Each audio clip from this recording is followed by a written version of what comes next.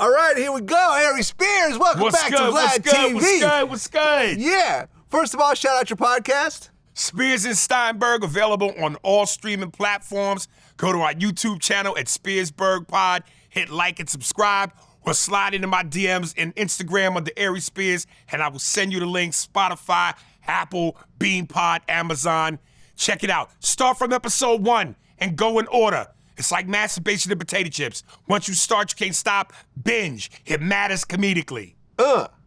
Okay, so we have a lot to talk about today, but first of all, you were all over the media recently for criticizing females with big eyelashes.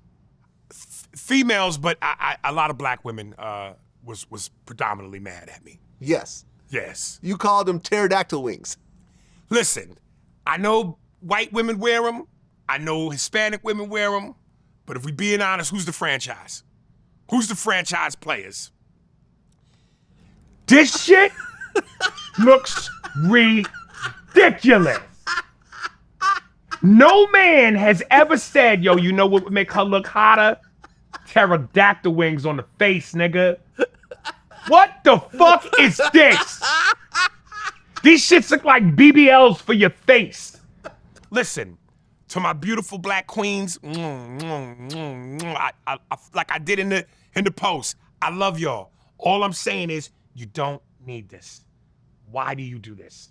You're beautiful as you are. Be natural. Let your soul glow.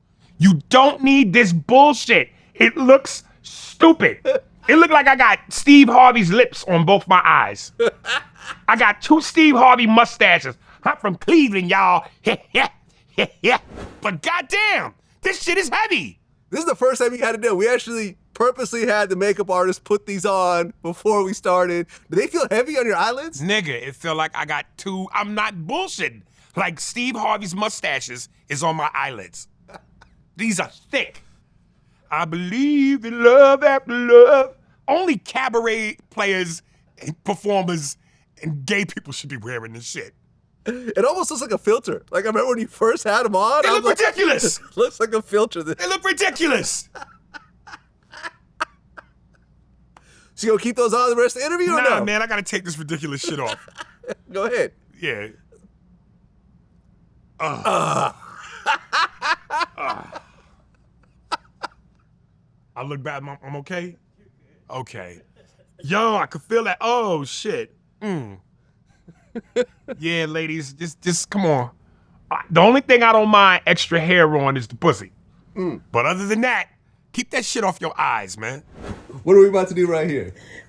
Look like a black woman. Oh, Jesus. It's the first time you're doing this? And the last. This looks so fucking stupid. All right, so we've taken off the eyelashes. Yeah. You know, we weren't gonna rock them the whole interview. Oh, you know the comments. Pause, suspect. You know, I just want to say recently, shout out to Bill Burr. I saw a clip that I absolutely loved when he was on the Breakfast Club. Oh, yeah. And Charlemagne basically said something where, I guess in the context, Bill Burr was breaking down that he was married to a black woman. And when Charlemagne asked him, how did that come about? And he said there's only been 2 people that have impacted him, not on a crush-like level, but he was so mesmerized by them in terms of their presence. And one was his wife, and then he said it was some dude, some popular dude. And Charlemagne goes, whoa, you got to break that down. He goes, why do I have to explain that? When are black people gonna let go of this homophobia? Yeah. And of course, I'm alluding to that and why I like that because, again, I do a bit about prostate exams. Yeah. And I'm not gonna give the whole bit, but long story short, you could just feel the tension. I could see the looks on black men's faces. They don't even want to try to open up to laugh about something that could be as funny and as serious about prostate exams, colonoscopies, your health. I got one. And that's because we're homophobic. So to me, I'm going for the joke, but I know, pause, suspect. Yo, what's up with that gay shit? Like, niggas, knock it off. So then after Bill says, you know, when you guys gonna let go of this homophobia? He goes, and then he kind of took a shot at Charlemagne. It was like, with your manicured eyebrows. So it was a good roast. Oh, yeah, no, I actually texted Charlemagne right after I heard that, and I said, I hope one day to be roasted by Bill Burr. Yeah. The way he roasted you today. That was epic. It was a great moment. It was epic. By one of the best. Yes, Yeah. exactly. Now, some people responded. Mm-hmm. Mike Epps responded. He called you a dusty ass N-word. You and Mike Epps have sort of a weird history? No, Mike has the weird. I don't have it. Because Okay. I addressed Mike, and I addressed him once, and I don't need to do it again. And again, this beef comes back from during COVID when he said that cops kill us because we kill us. Which, again, I don't want to beat that up again, but that's the dumbest, most asinine statement I ever heard. Racist cops only kill black people because black people kill black people. Fuck out of here with that. And everybody in the comments understood how dumb that was. You know what I'm saying? So, he's holding on to that. I've moved on. Right, and just recently the whole Sonia Massey thing happened. I don't even know who that is. That was the woman who called 911. The cops came over, and she was saying, like, I rebuke you in the name of Jesus. She lifted up her mitten, and the cop shot her right then and there. Damn. Oh, yeah. You've never seen this video? This is like the No. biggest thing. The president spoke on it. Really? Yes. Oh, no, I didn't see it. I'm not familiar. Oh, yeah. No, this is the biggest story right now. And literally, this woman was like 36. Mm-hmm. Really didn't, she called 911. Mm. And the cop just shot her. Now the cop is being charged with murder. Well, I guess the cop shot her because we kill each other. Yeah. Okay. Well, a female basketball player named Flau'jae, she was interviewed by, I think, TMZ. And she basically said, stay out of black women's business. Which is something I've been accused of as well. Many times. Or stay out of black people's business and so forth. Right. When you hear people say that, what do you think? People pick and choose when you can be in a business and when you can't. First of all, it's social media, so it's an open forum. Anything goes. This is gladiator shit. But at the end of the day, it's like, listen, we all know that there's a double standard. Women come on social media and trash men all the fucking time. But the moment we say something, we fucking animals. And listen, I want to be very clear. I really do love black women. I love black women. I respect black women. I came from a black woman. And I emphasized again, I know white women wear their lashes. I know Latino women wear their lashes. But there are certain things where certain cultures dominate that thing more than others. I primarily see black women with the lashes on like that. Just like I say, I'll sit here and go, Hispanic women, they dominate the drawn-on eyebrow. Yes. Them bitches should be sponsored by Sharpie. They dominate that shit. Do I ever see black women and white women with drawn-on eyebrows? Hardly never. So it is what it is. I'm just simply saying to my beautiful black queens, I don't understand why you need it. Why do you need it? There used to be an old joke. I don't know if Chris Rock did it, but they were like, women wear weaves, extensions, basically fake hair, fake eyelashes, push-up bras, high heels, everything to boost their appearance, but they want a real man. So, you know what I mean? Fake nails, fake, like I said, push-up bras, eyelashes, makeup, fake hair, but y'all want a real man. I'm not knocking it either way. If you go all natural Alicia Keys, or whether you doll yourself up, that's your prerogative. Alicia Keys is not on natural. Alicia Keys. Hasn't she done this thing where she doesn't wear makeup anymore? She definitely wears makeup. Shout out to Alicia Keys. I know Swizz, but yeah, Alicia Keys definitely wears a lot of makeup. Well, whether you choose to or not, that is a woman's and there's nothing wrong with that. Prerogative. Yeah. But, if the game is to be selected or to want to be wanted, then I got some say. I saw this one Twitter post where this girl said, yeah, if I ever get into a fight with a chola, I'm just going to lick my thumbs and just go for the eyebrows. That's funny. There's been guys that said, and listen, the one that I think that most men go, this should be illegal. When you see those videos on Instagram and TikTok of women who, like, let's be honest, and like we're not allowed as men to say this. If we say it in the comments, we get trashed. But there's some women who, nigga, are hideous. But when they put that makeup on, oh yeah, it's a whole different person. Oh yeah. And the people in the comments are like, hey fellas, be safe. On that first date, take her to the pool.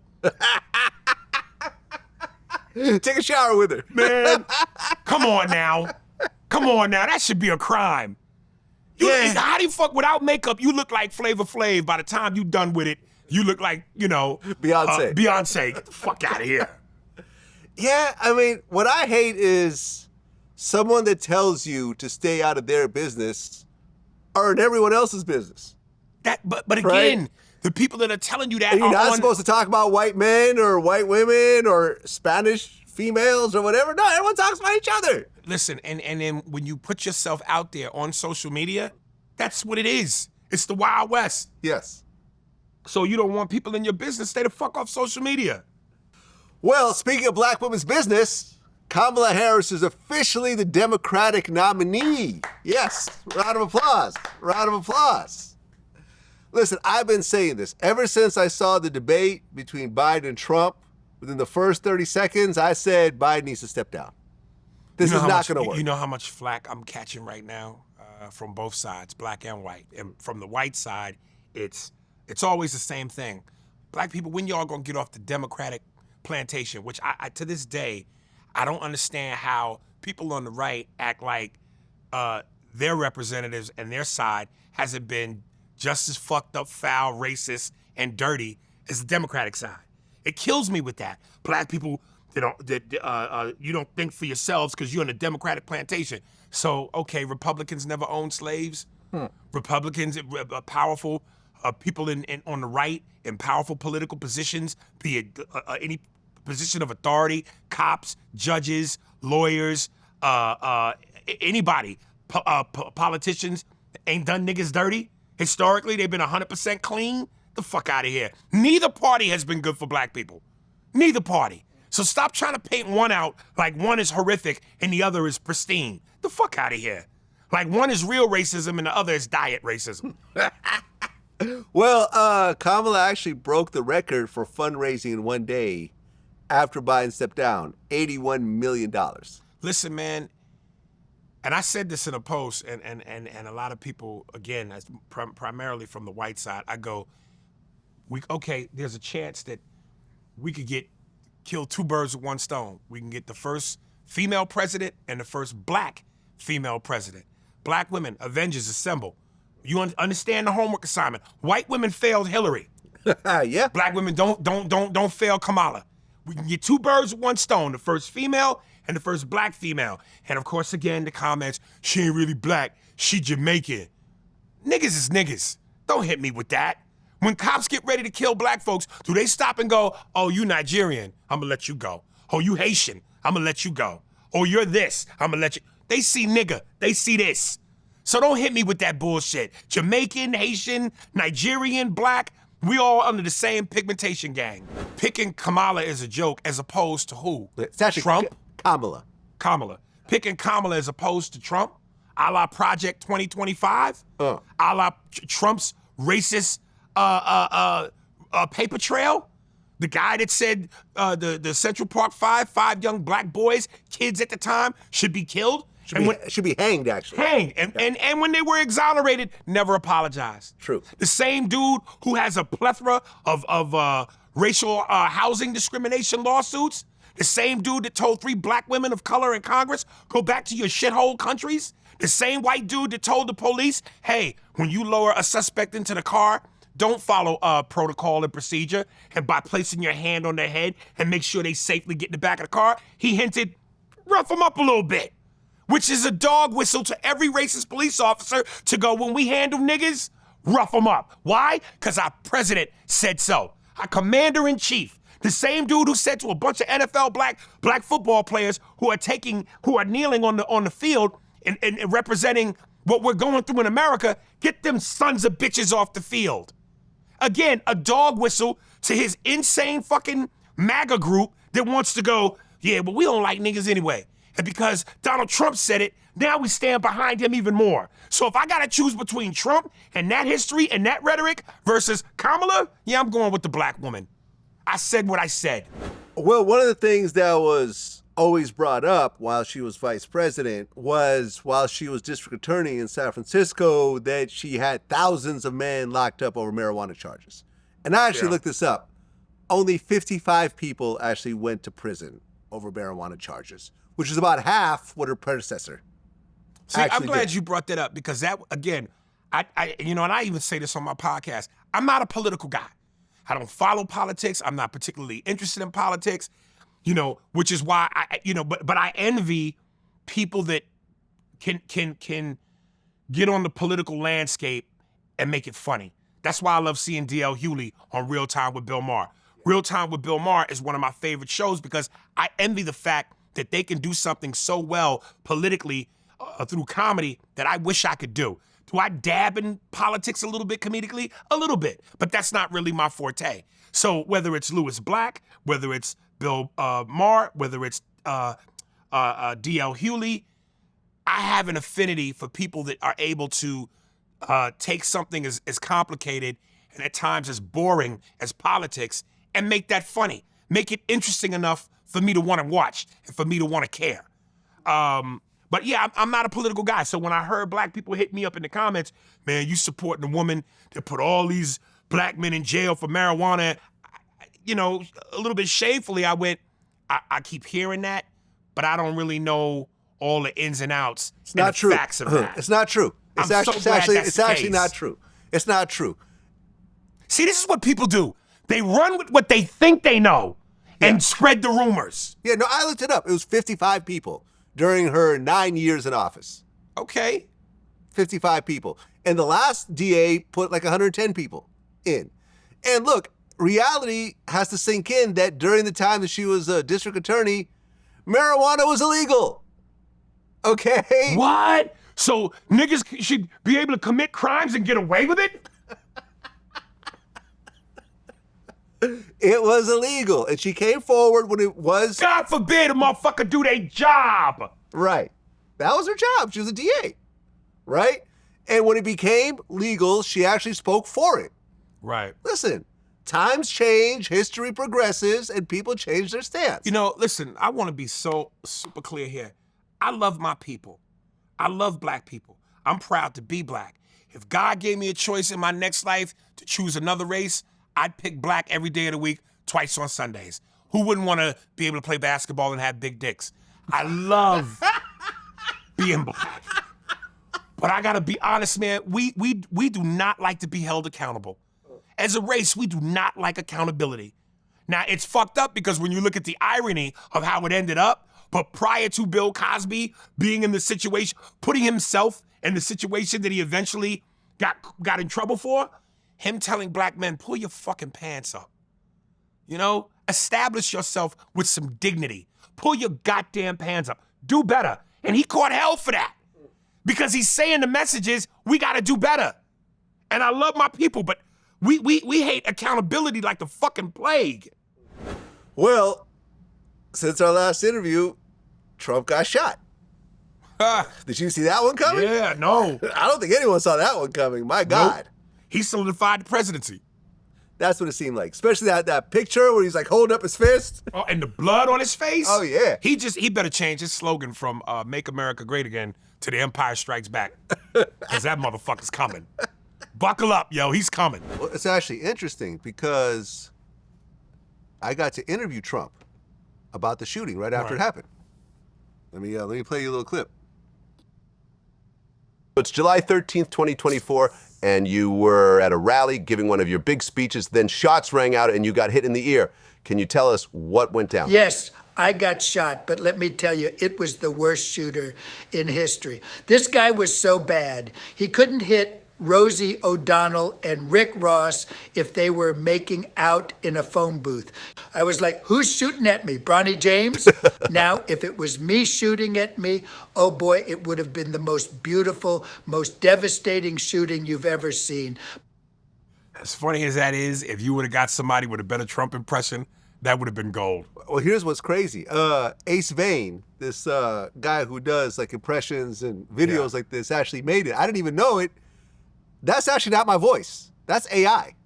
No, that's fine. And that's AI in his voice also. Yeah, that's not a great impression. If the impression was solid, if Shane McGillis had done that, or I forget was what, Frank Caliendo, there's a plethora of guys that do an awesome Trump impression. But that's good though. Oh, but I'll tell you though, I thought my voice was really me because sometimes people clip like parts of my interviews and build like fake VladTV interviews around it. So I thought that's what he did. Yeah. Until I hit him, he's like, "Oh no, we used AI," and I couldn't tell the difference between my voice. Yeah. So I'll be doing interviews after I'm gone.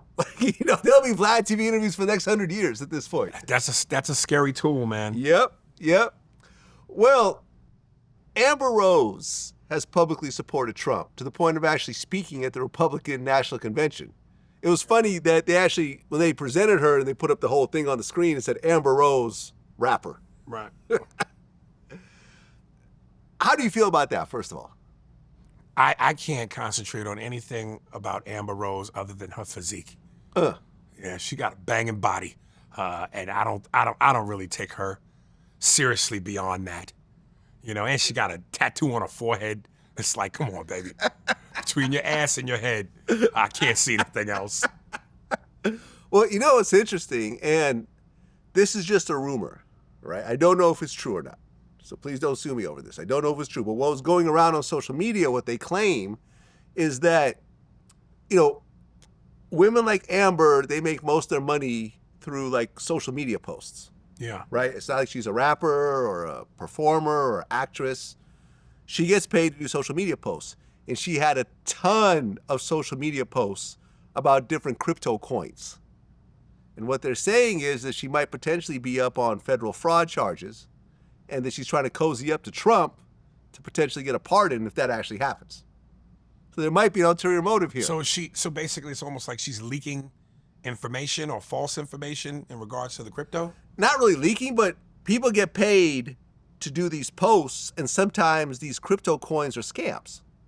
A lot of times they're scams. They're pump and dumps. You get a coin, you get a celebrity to say, this is gonna be the next big thing, and then the coin goes to like, it's worth like $10 million. Crypto? Not at all. Yeah, I think I'm gonna sell my crypto, man. Because I've been with this shit for 4 years now, and I ain't seen no growth. Yeah, it's been a rough time for crypto. But people pump these things up, get celebrity endorsements, and then the founders pull all their money out, and then suddenly the coin is worthless. Right. And everyone's left holding the bag. Right. So there's a lot that goes through it. So they're saying that this might be why she's doing it. I don't know if it's true. But it kind of makes sense to a certain degree because she's going hard. I don't know if Trump is into, voluptuous black women with head tattoos, but there might be a price to pay if she gonna get that pardon.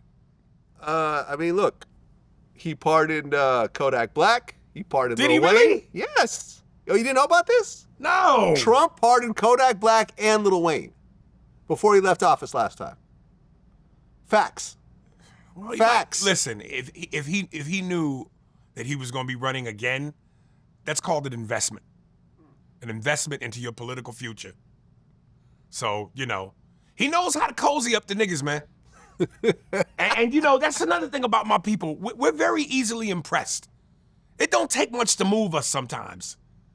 Show up at a Waffle House and, oh, that motherfucker love niggas. Well, he showed up at the Waffle House. He showed up at the Bronx. The first president to ever do a rally at the Bronx. He gonna be at Rucker Park next. He gonna be at Rucker. He gonna be in front of Nipsey's store in South Central. Yeah. Yeah. Well, this is gonna be a point of contention to a lot of viewers.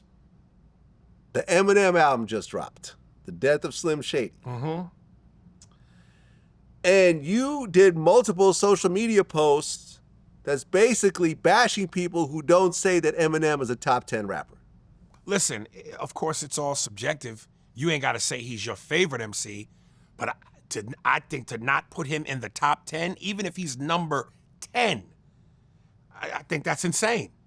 When you really look at his lyrical ability, metaphors, punchlines, double entendres, the skill in which it takes to rap, how can you say he's not one of the most skillful dudes in the game? So Dr. Dre did an interview. But of course, Dre, that's his guy. Well, hold on. He did an interview, and he said about Eminem, I think he's the best MC ever, point blank, period. Of course, there's going to be arguments about that because he's a white guy, but I don't think there's anyone rapping that could touch Eminem on the microphone. There's guys that can touch him, absolutely. Nas can touch him. Jadakiss can touch him. Jay-Z can touch him. If he was alive, Biggie could touch him. Rakim could touch him. Rakim was ahead of his time, man. Yeah. Rakim was ahead of his time. Big Daddy Kane can touch him. So I'm just saying that, let's not lie to each other. There are people out there who just will not accept a white guy playing in a black genre and being just as good or better than some other black guys. Some of the militant brothers just ain't gonna allow that, and they gonna hold that against him. Well, he's white. Well, so was Larry Bird, and Larry Bird is one of the greatest in a predominantly dominated black sport.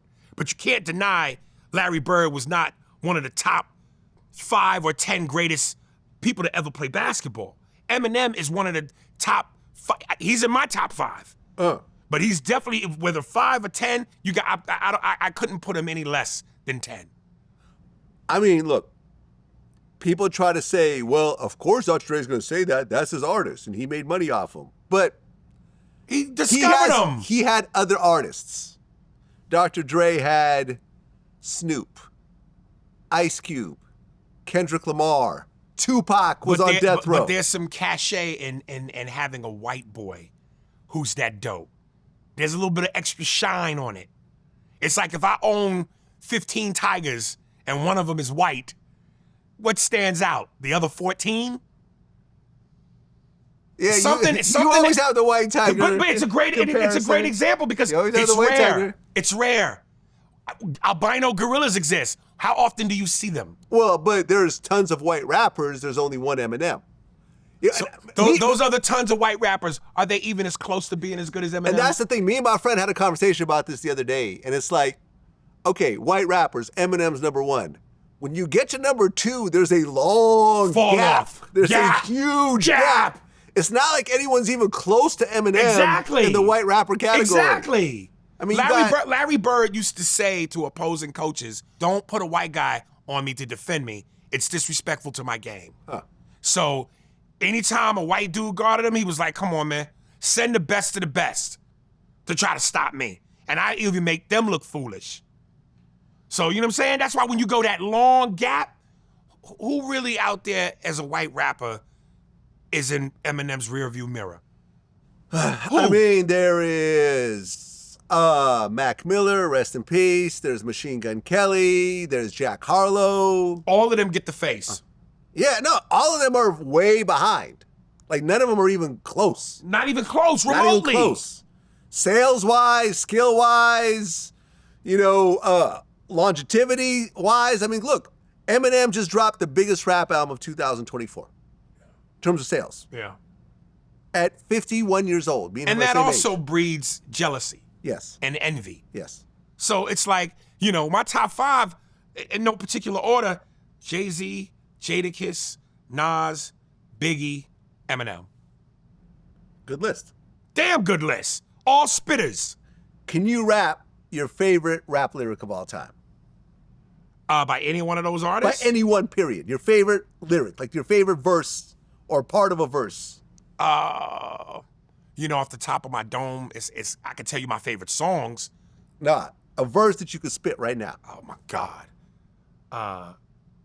Today's agenda. Got the suitcase up in the Centra. Go to room 112. Tell them Blanco sent you. Yeah, niggas bleed. Biggie. Yeah. Yep. Okay, well, speaking of basketball, the U.S. Olympic team beat South Sudan by 1 point. I know the young generation don't want to hear it, and they make up excuses like, well, the world is caught up. Get the fuck out of here. Y'all niggas y'all not as potent, man. The 92 Dream Team, and I know this is, again, Aries old head, get off my porch. Get the fuck out. Michael Jordan, and you didn't even have Bird and Magic really in their prime.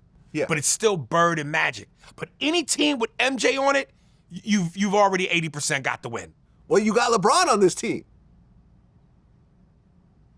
I mean, you got Steph Curry on this team. The great documentary that I saw from Netflix called The Redeem Team. Yeah. Prior to Kobe, didn't they lose? Did they lose or got the bronze or something? But it took Kobe, a la somebody who's very Jordan-like, to take them to win the gold. And even Carmelo Anthony and LeBron said, yo, this motherfucker Kobe, he came in with this assassin's mentality, this assassin's killer instinct, this I'm taking no prisoners, fuck you, get out my way attitude that made them even go, yo, this is the guy. Bron and Carmelo going, this is the guy. I thought you was the guy, Bron. I mean, look, this team has Anthony Davis, You talking about Kevin Durant. say that name again? Anthony Davis. You talking about Sam Jackson's character from Breakable? The nigga made the bones. You flick them and nigga's broken. Go ahead. Kevin Durant, Anthony Edwards, Joel Embiid. I mean, Jason Tatum, Derek White. I mean, come on. Like, this team is stacked. It's stacked. They lost. They won by 1 point. It was like 101 to 100. The 92 Dream Team would never. Would never. Let me say, South Sudan doesn't have a single indoor basketball court in their whole country. I love back on the Dream Team documentary when Charles Barkley goes, I don't know anything about Angola, but they in trouble. So Gilbert Arenas went in. He did a whole spiel about how Team USA lost to a bunch of Africans and King James had to save us. He said, we lost to the air up there. He said, we have to send them sneakers. That's funny. Remember that movie, The Air Up There? Yeah, Kevin Bacon. We almost lost. Come on, man. And the king had to save. The king had to save us. I know the LeBron haters are mad. Almost lost to the Ahi tribe. This is crazy. What is going on, man? Embiid over there throwing the game. He throwing the game for his cousins and shit. What's this is? I don't even know where to find the box score. We winning on layups at the end of the game. Like, what is I don't know where the box score is. I already had my excuses. My excuses. This just preseason. We still trying to figure out lineup, but God, come on, y'all. We don't supposed to be losing to Air Up There. Come on, man. Cool Runnings. We don't supposed to lose to the Cool Runnings team. And of course, Embiid actually responded. You know, I mean, he said, yo, this is crazy. Embiid over there throwing the game for his cousins and shit. Now, I did not throw the game. I played with the team like I was supposed to. I dominated with the ball. Right. Embiid was actually born in Cameroon and moved to the U.S. at 16. And he responded, he said, if it was that negative, it's just disappointing because you see what African basketball has done for us to be in this position, to be able to make some sort of impact, even the position that I am in. It's really unfortunate, especially in the world that we live in right now, so much negativity. Because Embiid played for the USA team, even though he's from Cameroon. I thought if you were from a different country, your original country, you couldn't play for USA. Citizenship. It's based on citizenship. Right, because he's now an American. Okay. If he's an American citizen. Yeah. Guess it now, if he was. Was it Tony Parker? Because Tony Parker during the Olympics would always play for the French team. I think he probably kept his French citizenship. He may have had like a dual citizenship. Right. You know what I'm saying? Right.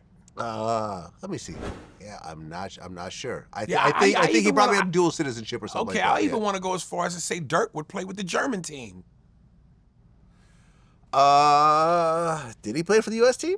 I don't think he ever did. I don't quote me, but I mean, you know, citizenship is a weird thing because sometimes you're in the process of it or whatever. I don't know, man. I even remember Ginobili playing for Italy. Yeah. Yeah. I mean, look, man, to win by 1 point, people are like, well, it's Africans, they're really tall and strong. But come on, you don't just become a dominating NBA player by being tall. It just doesn't work that way. I know. Again, it just doesn't work that way. I know it's hard for this young generation to accept, but trust me, I lived it. I saw it. Barkley, Malone, Drexler, David Robinson, Scottie Pippen, Michael Jordan, Larry Bird, Chris Mullin, Magic Johnson, John Stockton, Karl Malone, unfuckwittable. The 92 Dream Team was unfuckwittable. And again, you got to remember the mentality. You're talking about a guy like Jordan, killer. Magic, killer. Bird, killer. All shit talkers. Barkley, killer. You got 4 goons on that team who took pride in destroying you. Well, right, because remember, unless I'm mistaken, that was the first year they actually opened it up to professional players. Yeah. Because before then, it was just college kids. Yeah. You know what I mean? Yeah. It was just college kids playing, and they would get demolished Right. by a bunch of, Europeans that were basically Yep. professionals. So this time, in the 92 Dream Team, they allowed professional American players to Right. come in, and they were all itching to play. So Right. they just, yeah. And the fact that, again, when you watch the Dream Team documentary, they showed and said where, when they, even before the game and after the game, when they would play like whatever team they were playing, whatever foreign team they were playing, but they showed clips when they played Angola. Before and after the game, the players wanted to take pictures with with the Dream Team players. I don't even feel like there's a respect factor now, where it's like, USA, fuck you. They don't want to take pictures with you niggas. There's no, the level of fear and respect doesn't even feel the same. Yeah. Yeah, I don't get it, man. I asked someone to explain it to me, and I just got these big general, oh, they're really tall. Oh, they're Africans. They're strong. And I'm like, it's not an arm wrestling competition here, okay? This is basketball. Right. It's about skill. Right. It's about skill, basketball IQ. Exactly. Come on, man. Exactly. Well, I recently interviewed Sebastian Telfair. He's a regular on my show, ex-NBA player. And he said some things that upset some people. He basically said that Kobe had side chicks, but he wasn't in the clubs like that. Have you ever seen Kobe in the club? Never. Sheesh.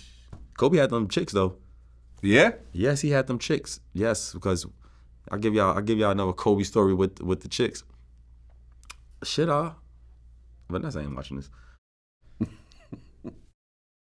So yeah, my ex is in her, the little go out group with Emily and Piari and all them girls, whatever. And yeah, so it was this one chick in the group, I won't say her name, and she was the baddest, right? And she was a friend of all the girls and all this. And then she comes to LA, she's staying at my house. They all staying at my house in LA at this time. I think it's my ex-wife's birthday, right? And we playing against the Lakers, and she at the game with us, and then we ain't see her for 8 months. We ain't see her for 8 months, and I was like, yo, where is this girl at? And when she popped back up, yeah, she was living at the Palazzo right there, across from what's that mall out there in LA? What's the shopping mall outside? Beverly Center? Huh? Beverly Center? No, the Beverly Grove? Center. The Grove. Yeah. Kobe snatched her. Kobe must have been shooting a free throw like, she bad. Kobe had them chicks, but he wasn't in no clubs. And everyone got upset. Steven Jackson even did a whole, Why are you snitching? Is it really snitching? Yeah, but why you putting, I mean, look, Kobe's gone, rest in peace. Yes. But still out of respect for his widow, why you putting that out there? You know what I mean? I mean, was it true, though? We don't know, but that ain't that nigga code. I mean, code. Colorado kind of proved that it was true. I mean, I'm just saying. Okay, but, did he go to jail? So it ain't true. He didn't go to jail because I don't think he raped her. But did they have I don't think he did either. Consensual sex? Yes, I'm pretty sure they did. Well, I ain't see it. All right. I don't know what happened. I know girls that Kobe has tried to holler at. And personally. now you snitching. I guess I'm snitching too. Why are you putting that man's business out there like that? I'm just saying, man. But he's a man. I know. Let's just not put people, on statues and say that they're immortal and I know, they're not actual men and they don't have desires and needs and But the everything else dick is like that. deceased with him. Let the dick and Kobe both rest in peace. Yeah. Dead dicks tell no tales. Yeah. I mean, look, I remember Gilbert did a whole thing that people were upset about as well on his own show, basically saying how the relationship between Kobe and his parents, the reason why it was so bad was because of Vanessa. Because when he first met Vanessa, his parents told him not to marry her. He's still too young. And I'm sure that she found out about it and said, oh, well, don't deal with your parents then. If they don't like me, I don't like them. And during the course of their relationship, I don't think the parents really could see the grandkids. And, they're kind of, right. Kobe would probably have to give him money under the table so Vanessa wouldn't find out. And then look, after he died, they were cut off. They had to sell his memorabilia in order to make ends meet. Kobe's family? Kobe's family. Kobe's parents. Vanessa and the kids? Yes. Yes. Have you ever seen pictures of Kobe's parents and the grandkids together. No. No. They basically, told Kobe, and look, it kind of makes sense from a father's point of view who's been, played professional basketball. Like, listen, son, you're still 18, 19 years old. I'll take some time. I know she's pretty. I know you're sprung, but hey, listen, get to know her a little more before you get married and so forth. And I'm sure when she heard that, she flipped out and basically said, no, cut him off. It's either, it's either me or them. Yeah, I don't know too much about this. So did he cut him off? That's how it appeared like. They had to sell their memorabilia. And people, oh, how could you sell that? Like, they didn't have a lot of money. I'm getting confused what you're telling me. When you said they had to sell the memorabilia, you're telling me when Kobe passed away, they didn't, his wife and kids didn't have no money? No. Kobe's parents were selling off Kobe's memorabilia to so make they ends could meet. have money? So they could have a few dollars. Oh. I'm sure Vanessa has enough Kobe memorabilia to last 100 lifetimes. But yeah, they basically sold off their memorabilia and she cut him off financially. Look, at Kobe's funeral, his parents didn't speak at the funeral. His own parents did not speak at the funeral. Listen, I get it. Wives, parents, sometimes they don't get along and so forth, but, it's still the parents. They shouldn't have to be scrimping, and try to make ends meet when their son is Kobe. And I think while he was alive, he probably was slipping him money under the table. But now that he's gone, no, that stopped. And in fact, Vanessa cut off her own mother as well. Yeah. So look, everyone wants to get painted as this saint and as this person who's above humanity, but everyone has their grudges and everyone's petty and everyone, has needs and desires and so forth. I think what Sebastian said was true. And people can bash him all he wants, but I think it was true. Yeah, but I don't think that's. I'm just going. Why take that position? If you're Sebastian, why put that out there? For what? The man is deceased. Let him rest in peace. Why are you doing that? So we can't talk about. What is the gain from that? We can't speak anything negative about any deceased person. I'm just saying, he's got his wife is still present. His daughters are still present. Yeah. Why put that out there? What's the gain from doing that? It's not a game, man. But when you're gain, I'm not game. No. Gain. The gain is that ultimately, if you're in the podcast world, you have to be a little bit edgy. You can be edgy without doing that. Okay. Out of respect for his wife, his widowed wife, and his daughters, you don't have to do that. Okay. That's a bitch move. Well, Bronny James has been drafted by the Lakers, 55th round. First father and son in the NBA ever, and on the same team. The Laker Nation, and I know a lot of Laker Nation isn't happy about this, but they deserve whatever they get. They deserve whatever they get. They are the Dallas Cowboys of the NBA. Okay, how so? I'm just well, the Dallas Cowboys was always branded America's team. Like, the Lakers are one of the most historic, adored franchises in the NBA. What's the most valuable franchise in the NBA currently? Yeah. They won the most championships in the modern era. But it just feels like during the LeBron era, so many bad decisions have been made. So many things that wouldn't have been done if Jerry Buss was alive. From his sons trying to run certain aspects of the team, which ran it into the ground, to LeBron having all this control, to hiring that one year they got all the geezers to form like Voltron.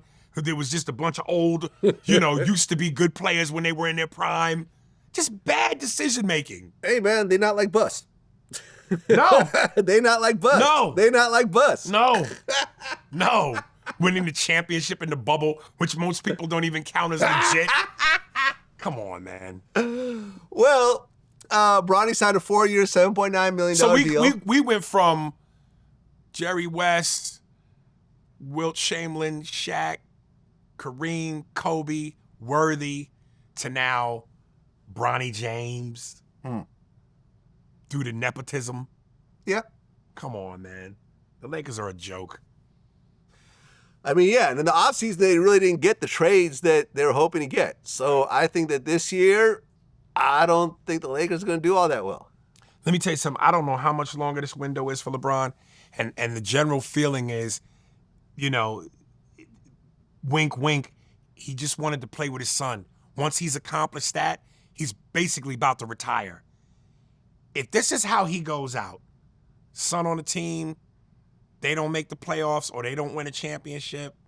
The only one he had in LA was the bubble. And he has a total of what now? 4 rings? Mm-hmm.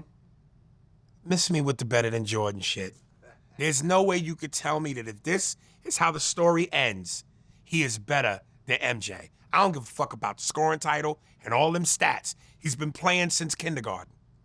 Of course, he's gonna break all the records. When you're that skillful and you've been around since kindergarten with no breaks, unlike Jordan, a year and a half to go play baseball. Unlike Jordan, forced to retire the second time when he really didn't want to. Unlike Jordan, who didn't come out of high school. Dude, you've been around since forever with no breaks. Yeah, you were gonna break the records. But if your ultimate ending is 4 and 6, your son joins the team, a championship during the bubble, you don't win no more championships, and you retire with your son on the team? Nah, yo. Miss me with the Jordan shit. What about LeBron versus Kobe? Now, Kobe has 5 rings. I'd never put LeBron over Kobe. My order has always been Jordan, Kobe, LeBron. Okay. Okay. It's a good list. I just don't understand how he surpassed Kobe. Sometimes it's a next generation thing. He's the Kobe of this generation. He's the Jordan of this generation. That's how I think people look at it. Because listen, how many 20-year-olds really know about Jordan? What? They know about him, but have they really experienced it? Jordan was the who of his generation. Nobody. He was Jordan. He was Jordan. Could you say that he was the... The fact that you're going the proves my point.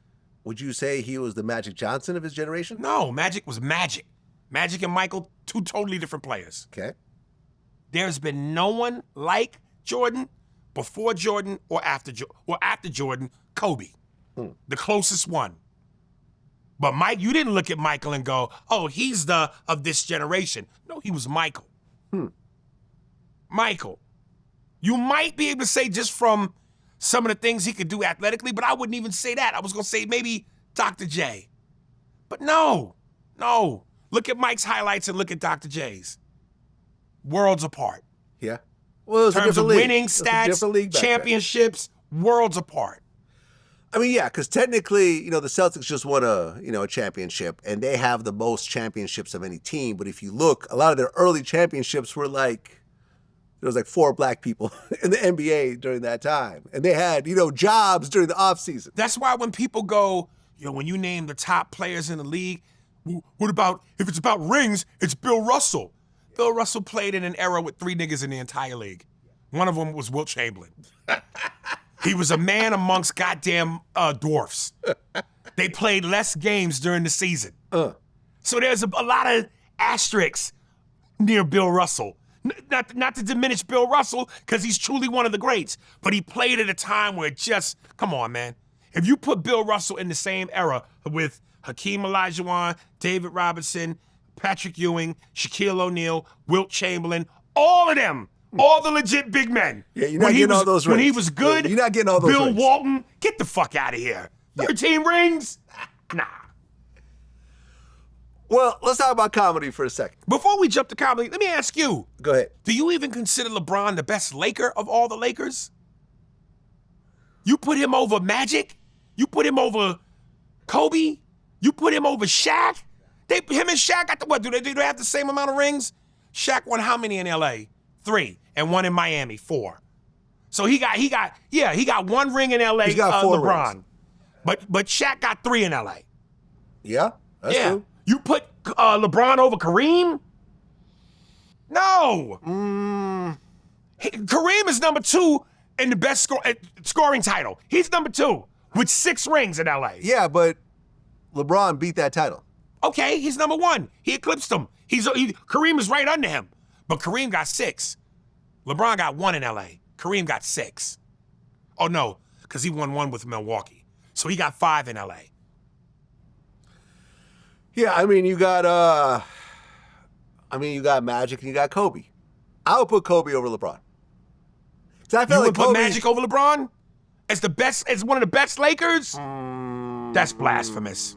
Yeah, I guess I'd give it to Magic. Yeah, I'd give it to Magic. I give it to Kareem, Magic, Kobe, and Shaq. Because Magic kind of really made the franchise at the time that it Won was a sort chip, of and basically sort of on its way down. basically Like, you know, because invented Kareem was getting Showtime. older and everything. Yeah. Invented Showtime. Yes. Won a championship his rookie year. Yes. Played all 5 positions. Uh-huh. Come on, man. Yeah. Okay. on, man. I put Magic over LeBron. I'll give you that. I'll give you that. Well, let's talk about comedy for a second. You and I are huge Eddie Murphy fans. Yes. Let me do the theme song. Bum bum bum bum bum bum bum bum bum bum bum bum bum bum bum womp womp womp. Beverly Hills Cop 4 was lame. Of course it was. And this is again where you'll cut to the comments and go, Aries is a hater. Oh, he's bitter. He's this. No, I'm being, and listen, this is just a subjective opinion. That being said, I know I'm right. And listen, I let me preface it first by going, I'm an Eddie Murphy hooah. The man is my hero. He made me start comedy. We both are under the same zodiac sign. We both got the same birthday, April 3rd. I took all my cues from Eddie. But I'm not gonna lie. Axel Foley F and Coming to America, both nostalgic, both horrible. You cannot wait 20-something years to capitalize on a franchise that should be capitalized on when it's young. And I said, Eddie's character, that character works in your 20s and 30s. You're this young, slick, quick, hip, you shoot, you fuck authority, you got this con man jokes that you do. That shit works for you in your 20s and 30s. Eddie's 60. Yeah. It don't have the same je ne sais quoi at 60. Well, yeah, I went on Twitter after watching it, and I said that Beverly Hills Cop 4 is the worst movie of the franchise. No, it's not. It's 3. It's 3. People were pointing out the 3. No, And 3. Trust me. listen, and I'll be honest, the last time I watched Beverly Hills Cop 3 is when it came out in the theaters, which was like, what, 20-some years ago? Yeah. So I don't fully remember it. Trust me. It's 3. Nigga was in Wally World. A Knott's Berry Farm.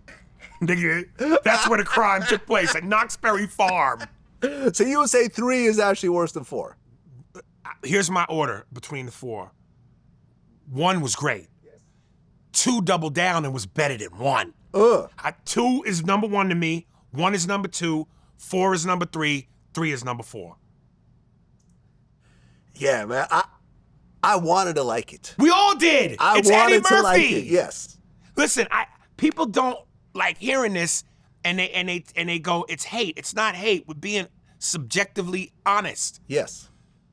If you do Coming to America 2, shortly after like Coming to America 1, everybody's still young. They're vibrant. The movie was just out a couple years ago. You're building off the momentum of a great thing. 20 years later, when everybody's thicker, heavier, and let's be honest, Eddie's comedy, the comedy cocaine ain't as potent. No. So you're getting, and I love this comparison, and I pat myself on the back here. I go, Eddie Murphy is like Jordan with the Wizards. This is Wizards Eddie. Still an icon, still gonna put up some numbers, but it just don't have that same Zaza pep. When Jordan was with the Bulls in red and black, that was the motherfucker you feared. When he was with the Wizards, the respect factor, the fear factor, it was still there, but it just wasn't. From North Carolina, 6'6", it wasn't that. Let me ask you a question, because I tweeted about this a little while back. When you look at music of any genre, everyone's best work always happens in their 20s and 30s. Right. Yes, in their 40s and 50s, artists continue to drop albums. You know, like Eminem just dropped a new album and went #1 and sold a bunch of copies, but no one's going to say, oh, that's better than the Marshall Mathers LP Right. or better than his first album. They'll say, oh, this was good for its time. Do you feel that the same holds when it comes to comedy? In certain aspects, yes. Has there ever been a comic that hit their height in their 40s or 50s? Their best work, their best stand-ups happened in their 40s and 50s. Anyone. Because Dave Chappelle's still doing his thing, but I don't think it touches Killing Me Softly. Well, hold on. I disagree. Killing Them Softly is hands down, undoubtedly, a banger. Yes. Equanimity is incredible. Okay. I love Equanimity. It's right there to me with Killing Them Softly. What's the one? Not Sticks and Stones. The one. What was it called? The one where he did all the transgender material. The whole hour was I know what you're talking practically. about, yeah. It's not Sticks and Stones, but I forget the name of it. That to me is up there with Equanimity and Killing Them Softly too, because to be able to come out and do a whole hour on one subject and an explosive subject, a polarizing subject, such as transgenders, and do that the way he did it was so brilliant.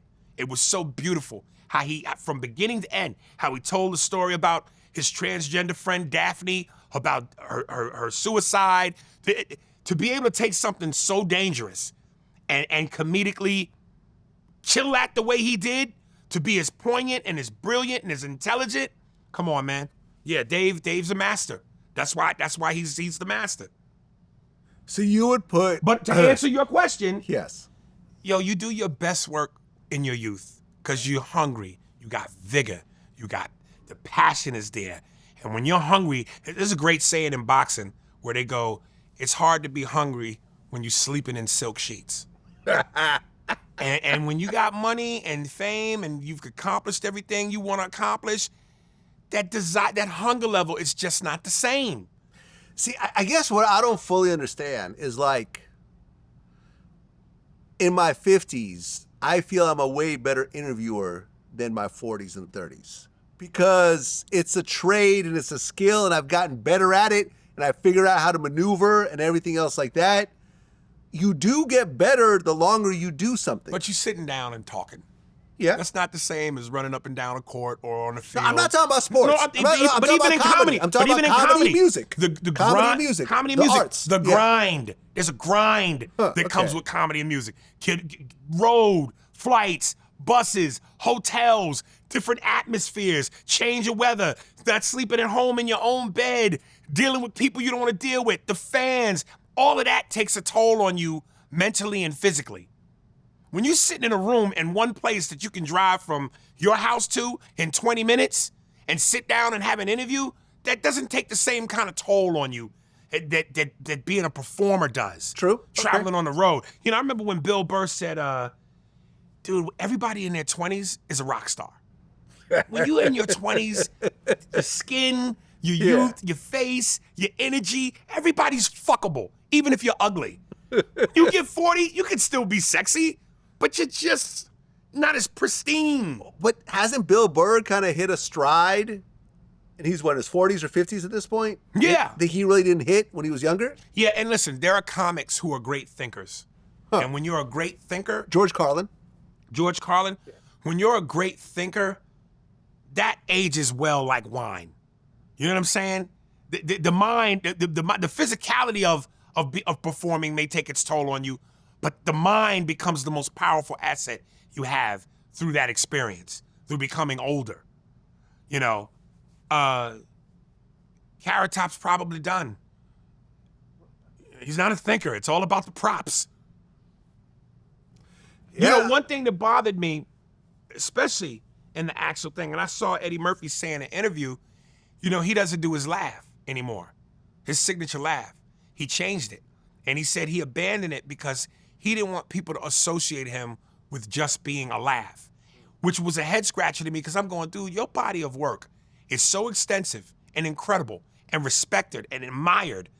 Who's associating you with just a laugh? When I think of the classic Eddie Murphy movies, Trading Places, Beverly Hills Cop, 1 and 2, Boomerang, Coming to America, even Another 48 Hours, which I love. Yeah.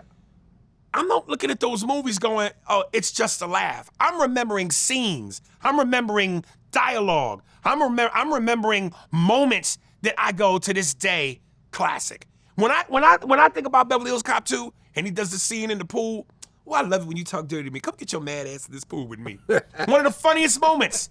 I'm not thinking about the laugh, but because he took it away, there's a moment in Axel F where he's alone in the car with Gordon Levitt Hewitt, and there's a pause moment, and Eddie does his new laugh, which was perfect because there was a moment of silence. So instead of giving us what we know, he does the new laugh. How distracting is that? Why would you do that? Nigga, you changing the formula to Coke. Well, here's what's interesting. I actually looked it up while we were talking. Bill Cosby's biggest stand-up, which is Bill Cosby himself, Yeah. he was 46 years old. Great thinker. Great storyteller. And it's not like he was brand new in comedy. He Right. had been doing stand-up, he had been Right. doing movies.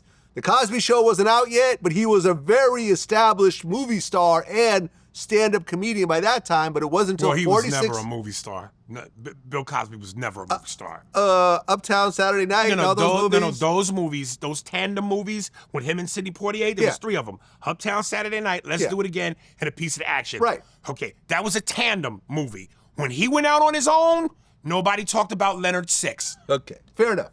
He was Fair never enough. a movie star. Okay, but That's he right. did do movies. He did 3 movies with one of the greatest co-stars in cinematic history, Okay. Sidney Poitier. You're right, I'll give you so that. that worked. I'll give you that. But he was a very established. And he made them at a time where I debated this on my podcast, with my podcast partner. Are those black exploitation movies? Not really, because those movies were produced by Warner Brothers.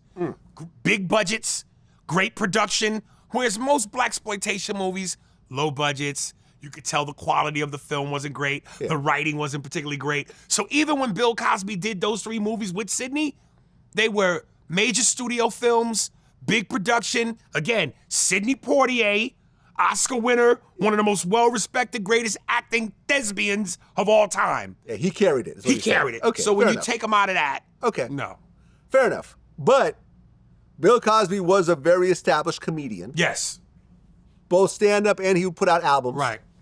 And it wasn't until 1983, 46 years old, that he did Bill Cosby himself, which was considered one of the greatest stand-ups ever, definitely his greatest stand-up. And that in turn, I think, led to The Cosby Show, which became one of the biggest TV shows ever. So he actually got into his stride in his 40s and 50s. Listen, man, comedy. It doesn't have to be, but comedy is intellectual.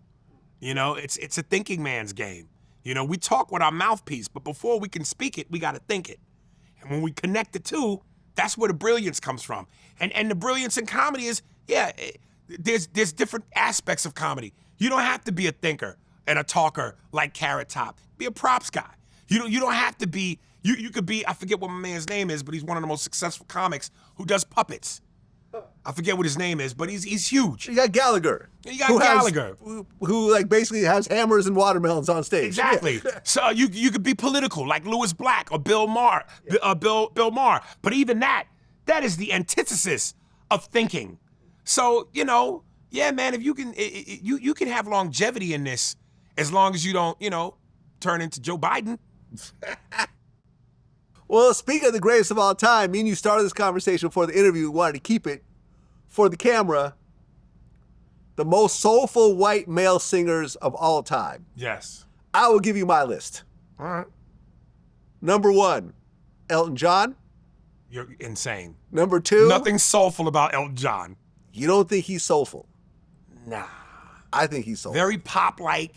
Definitely pop, but I feel And like could sing his ass off. sing his ass But off. I don't know no black people that rocked Elton John. Really? No. Really? Really, nigga? He has anthems. Okay, that don't mean niggas follow him. Okay. Yeah, popular white songs. Okay. All right. Number 2, Daryl Hall from Hall & Oates. Now they're at the cookout. They manning the ribs. They manning the ribs. Hall is cooking the ribs, and Oates is making the collard greens. Number 3. Elton John is setting the table. Okay. Number 3, George Michael. Oh, absolutely. Absolutely. Yeah. Mary J. Blige had like duets with him and stuff like that. Yeah, no, George was a bad boy. Those are my top 3. Now, a lot of people like to say Bobby Caldwell. You know who you missing out? Yeah, him. But you know who you missing out of that? Michael McDonald. Yeah, I know. Michael McDonald has... I guess I was never a huge fan of the style. I never really just liked his voice. But he's No, he's got definitely pipes. soulful. One of my favorite songs that I have in my iPad or on my phone, him and Patti LaBelle, that duet. Oh, yeah. Yeah. Right.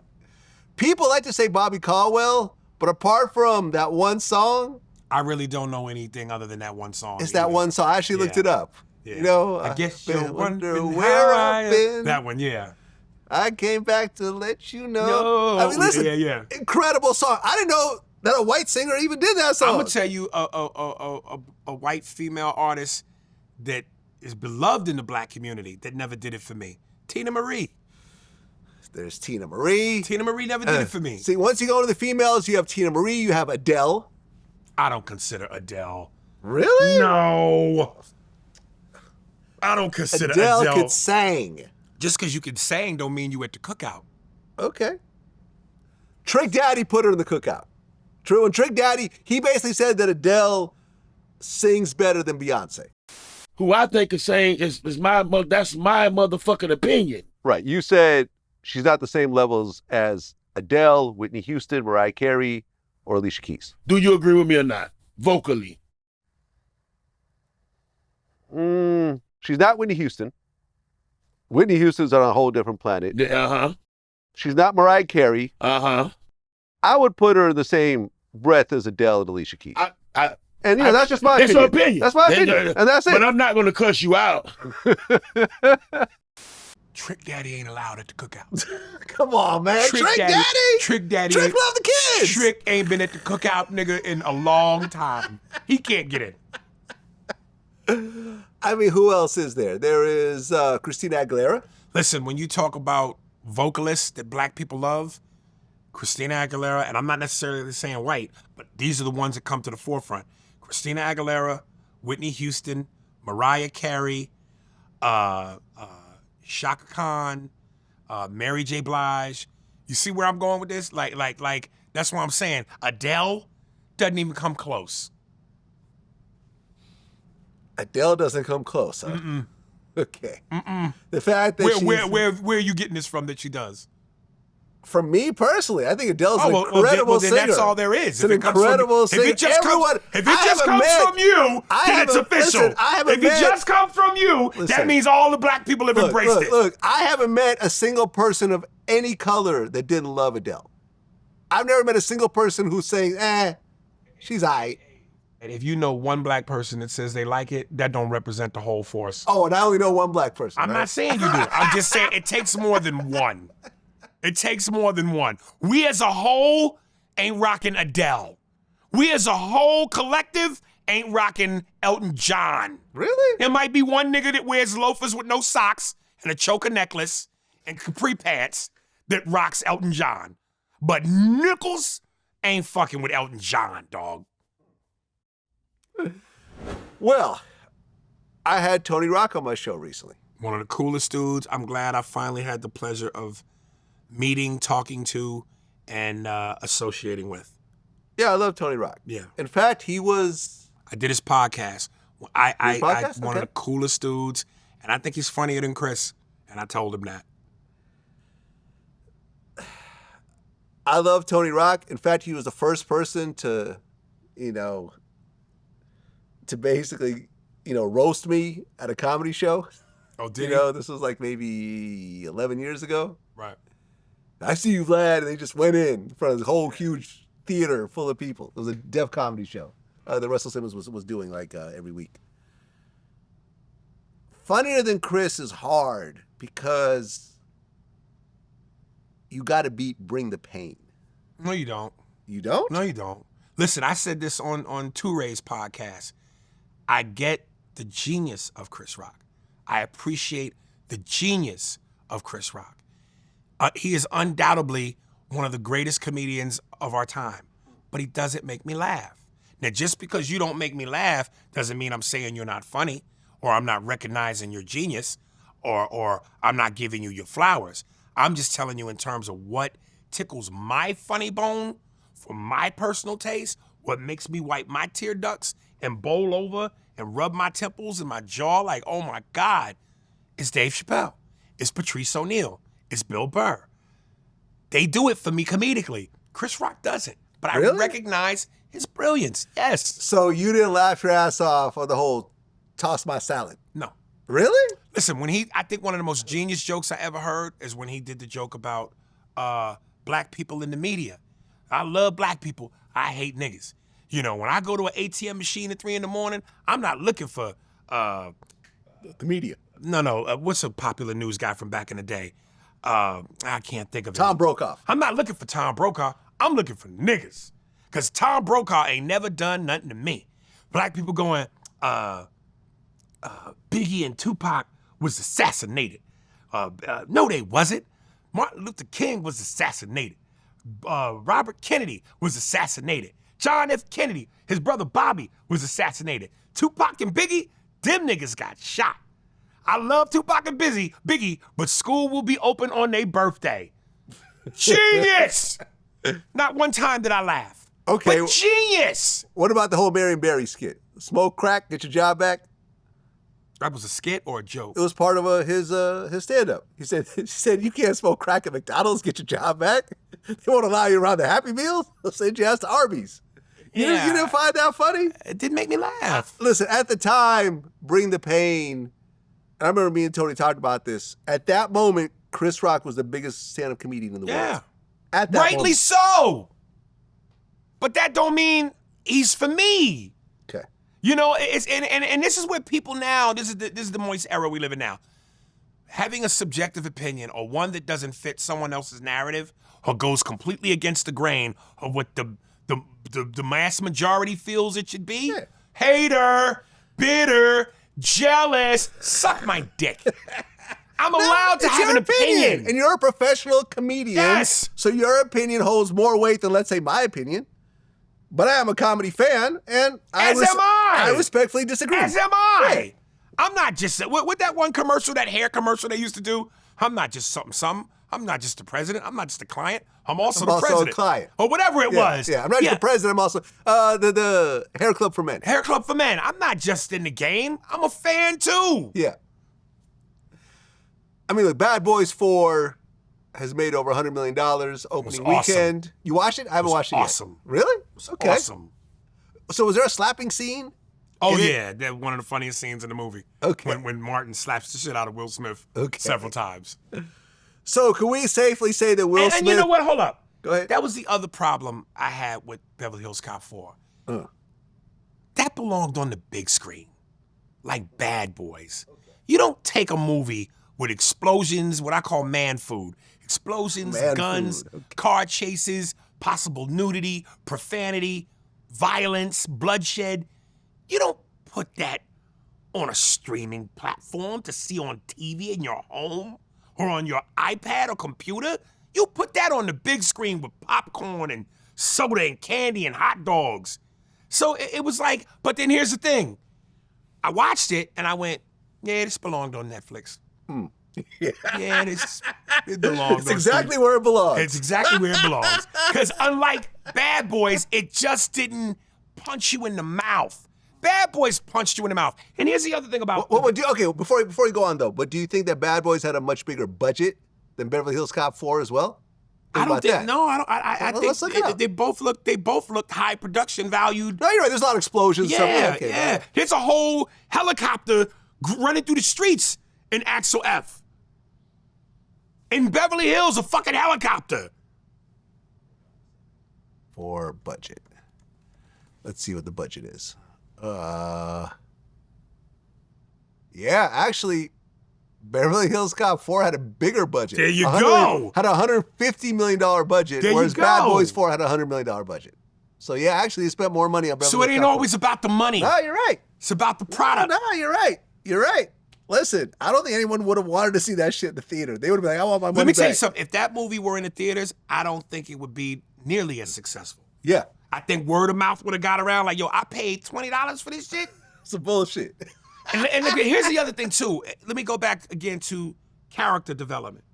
Eddie Murphy at 60 is trying to pull off what he did at 20. And it felt like a grandfather trying to impress his grandson at his grandson's birthday party.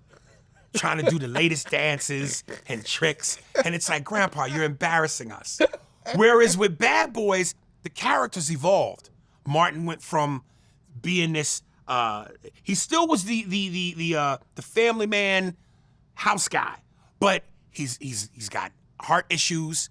He had a heart attack. Will Smith is having panic attacks. Like, you saw the growth of their characters. They didn't just stay who they were from Bad Boys 1. Martin's older, he's got health issues. Will Smith's character has paranoia and panic attacks. They had like real life shit that they had to deal with. So when you kind of like address what the elephant in the room is by keeping them honest, updated, and real, it's easier. It's an easier sell than Eddie Murphy at 60-something trying to be the same dude he was at 20-something.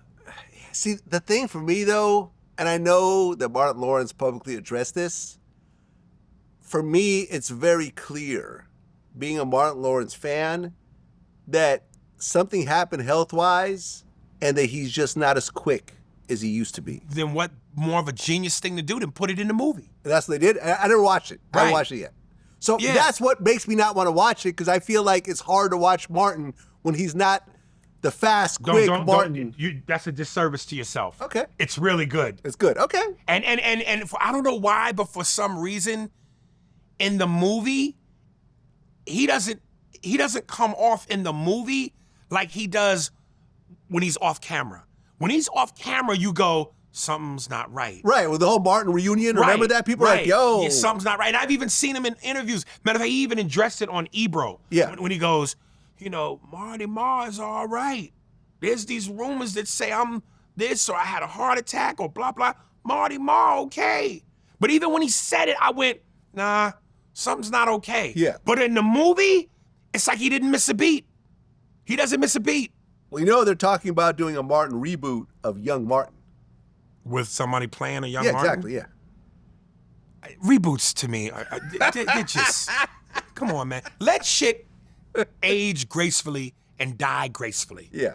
Stop trying to reboot everything. Listen, as a dude, and again, on my podcast, we call them man food movies. The kind of movies that are demographically catered to men. Yeah. And one of the best man food movies of all time is the Lethal Weapon series. Oh, yeah. Now, when they brought it to TV with Damon Wayans and whoever the white dude was playing the Mel Gibson character. I forgot about that. Exactly. I honestly don't remember. Exactly. And the series came to an end because I believe Damon and the co-star just were at constant odds. And listen, I love me some Damon Wayans. He put me on the underground. Damon is one of the greats.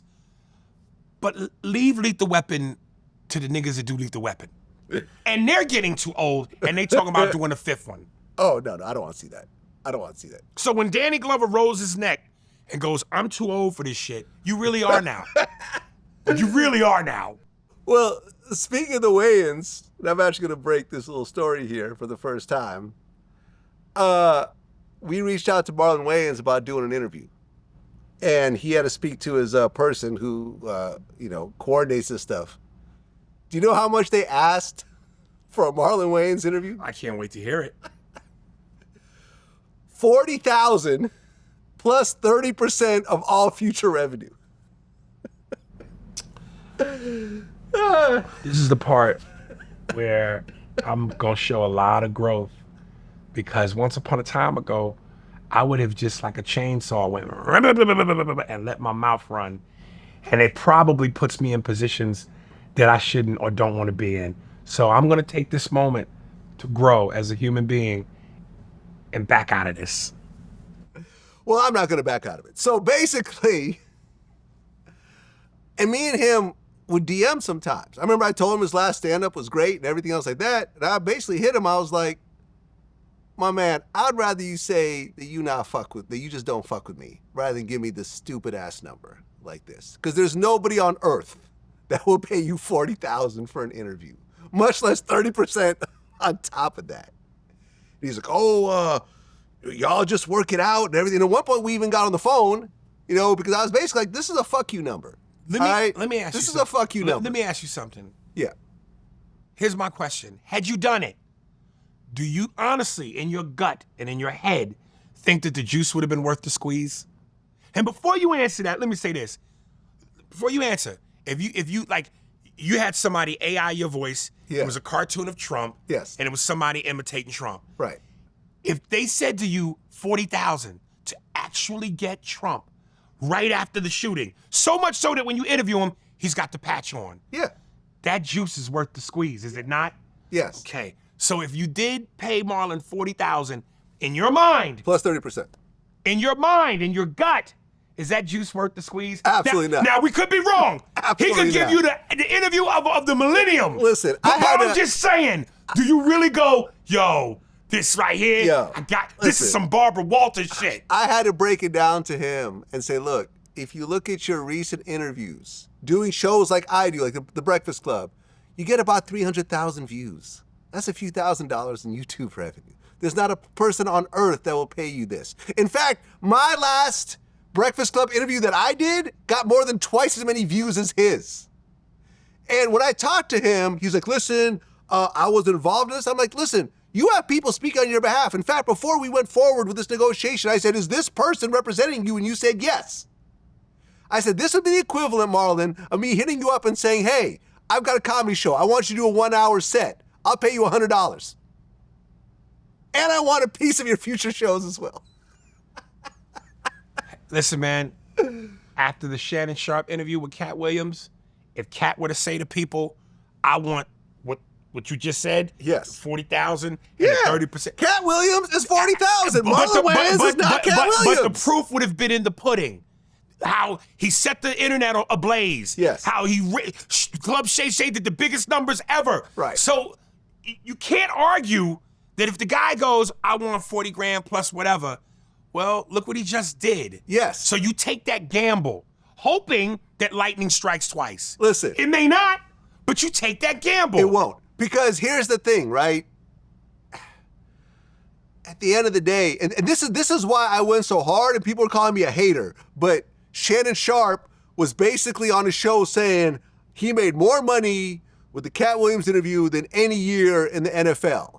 And he was showing how he made like $2 million in the NFL or whatever. And he was saying that he made millions of dollars. And I said, this is ridiculous. You didn't make millions of dollars off this video based on the views, and people are calling me a hater. And I wasn't hating, but nobody knows YouTube better than I do. I've been doing it for 16 years. I am the first generation on YouTube. And the problem is with Shannon Sharpe putting out these ridiculous numbers, people like Marlon Wayans hear and go, well, if Cat Williams made millions, then I guess 40,000 is pretty reasonable. And it's like, no, it's not, because Cat Williams didn't make millions. That's the problem. You know, the reputation that exists about Aries, the big Loch Ness monster, is he's difficult. A lot of people don't like him. He's this, he's a diva. I'm honest. Yeah. I am brutally fucking honest. To the point where, you know what? And I've said this, my mouth can be my biggest attribute, but it also can be my biggest detriment. Are there times when I probably should shut the fuck up? Yes. But I'm honest. And even when you're honest in what might be deemed a good way, people don't like honesty. Especially when it doesn't work in their favor. They don't like honesty. So they hit you with the labels, hater, this, that.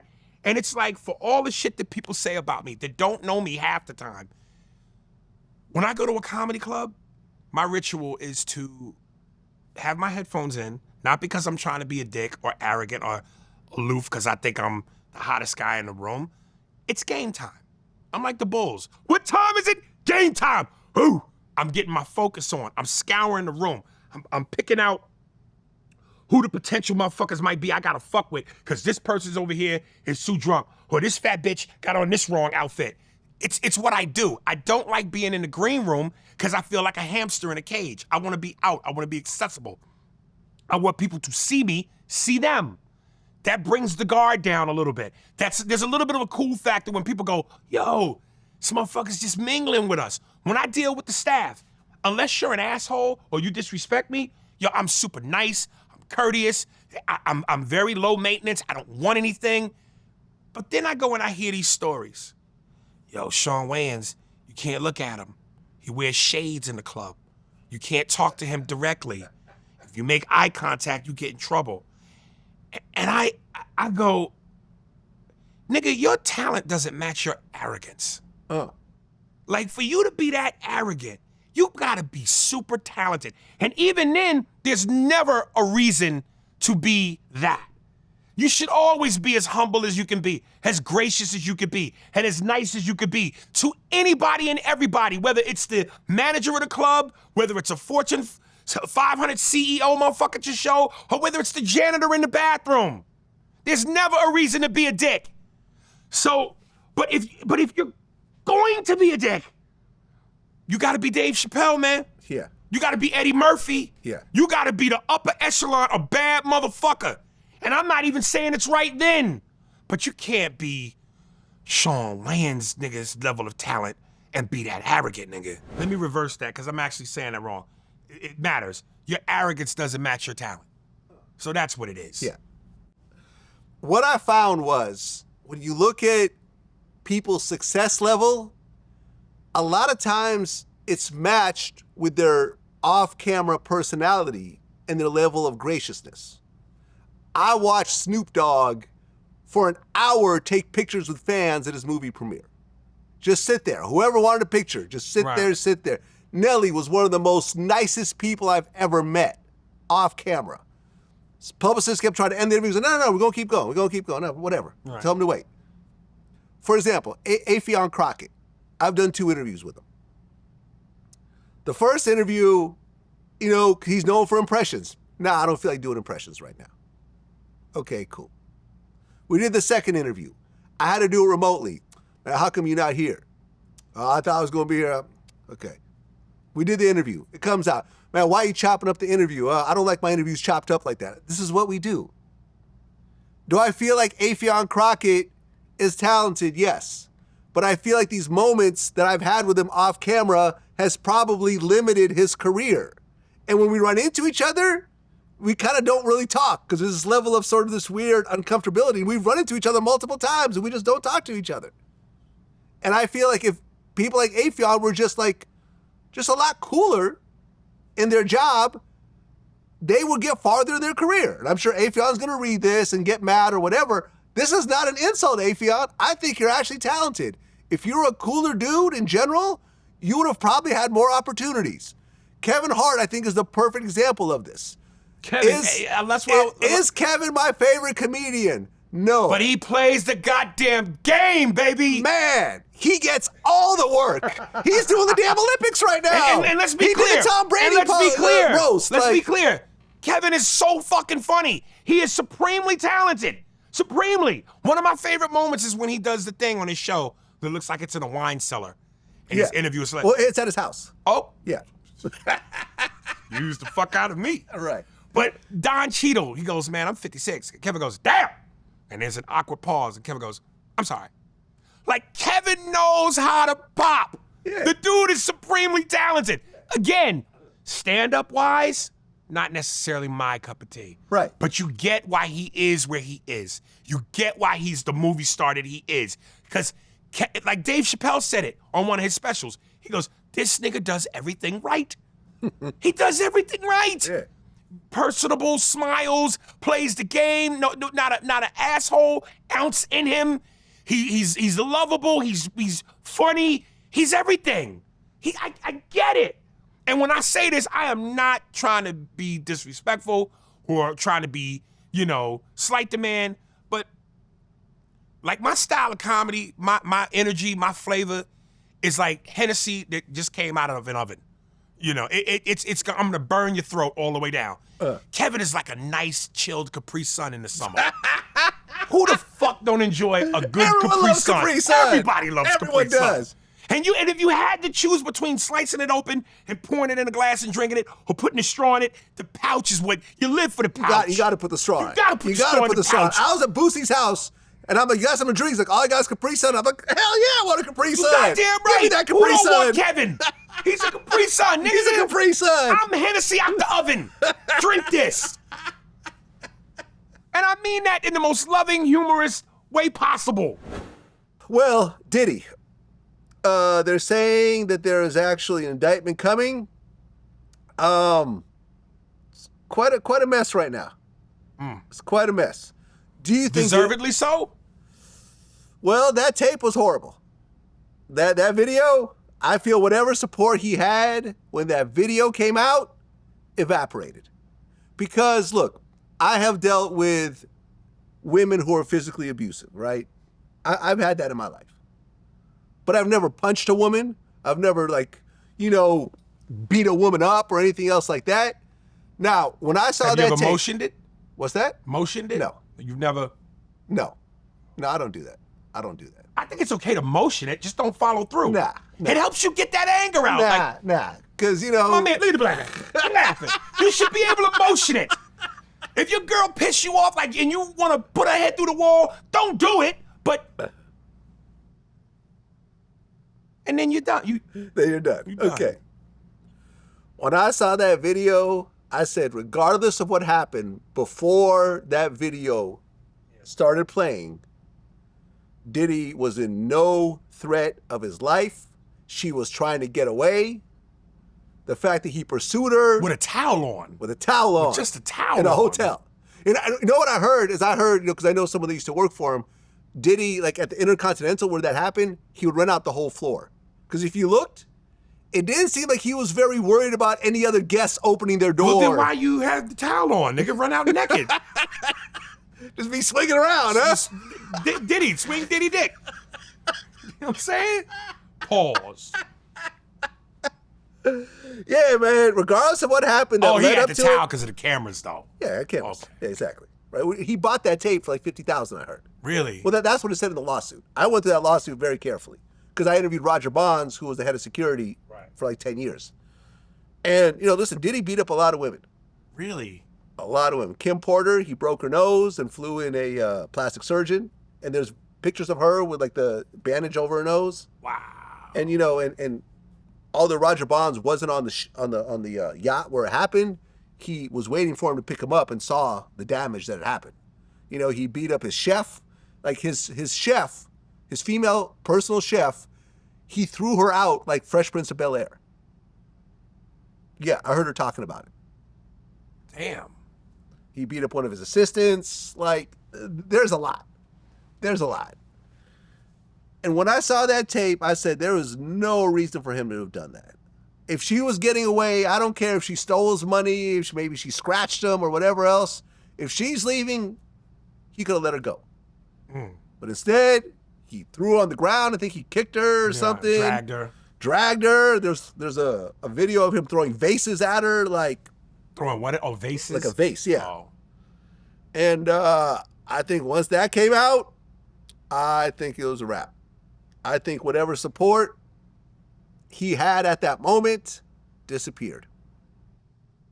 Yeah, I don't know, man. You know, the tricky thing about it, like I started watching this series when it came out with season 1 called New York Homicide on Netflix. And they just came out with season 2, LA Homicide. And the first episode is about Phil Spector. Okay, I know that story. And I wasn't that familiar with it. But long story short, like, he went to jail for murder. And I'm like, anything shy of murder, I think when you got money and power and fame like Diddy or anybody else, you'll recover. As long as it ain't murder, I think you can recover. Well, I've said this. I said the only way to truly cancel someone, because people love to throw the I see when cancel Kevin word Spacey around. is slowly coming back. Of course he is. Why wouldn't he? Okay. Super talented. Well, Super talented. that shouldn't be the reason. Well, why shouldn't it be? I'm just saying. When I you mean, say, he when you had say that- it like that, you make it sound like as long as you're talented, you're okay to do what you did. I mean, but that's the reality, isn't it? Look at Chris Brown. I mean, it's not okay to do what you do. I'm not saying it's okay, but what I'm saying is that if you're super talented and you are in a position to continue to put out projects or content, people will eventually forget or just say, well, whatever. Chris Brown is still selling out arenas. Yeah. R. Kelly was still doing his thing until that documentary came out and he got put in jail. Now he's doing concerts in jail. Did you see doing, that clip? I saw that. He's My doing mind's concerts in telling jail. me no. Man, imagine if you're in that jail and you've been winning, you know, like the, what do you call it, the talent show every year. Up to that point. Every year you've been winning talent show for like 10 years and suddenly R. Kelly shows up. You're like, God damn it. Guess I'm not getting those those cup of noodles as the cup of noodle trophy this year. But yeah, what I've always said is unless you put the person in jail, the person dies, or you're somehow able to not allow the person to create anything anymore. Like, let's just say that they're tied to a certain film company or a certain sports league, you know, like Antonio Brown. Antonio Brown got canceled. When he walked off the field, no other football team wanted to hire him, and he was essentially canceled, right? Yes, I'm sure you could go overseas and get a few dollars here and there, but essentially the NFL turned their back on him. So unless you get put in prison, like Harvey Weinstein, you know, or R. Kelly, you die. Right.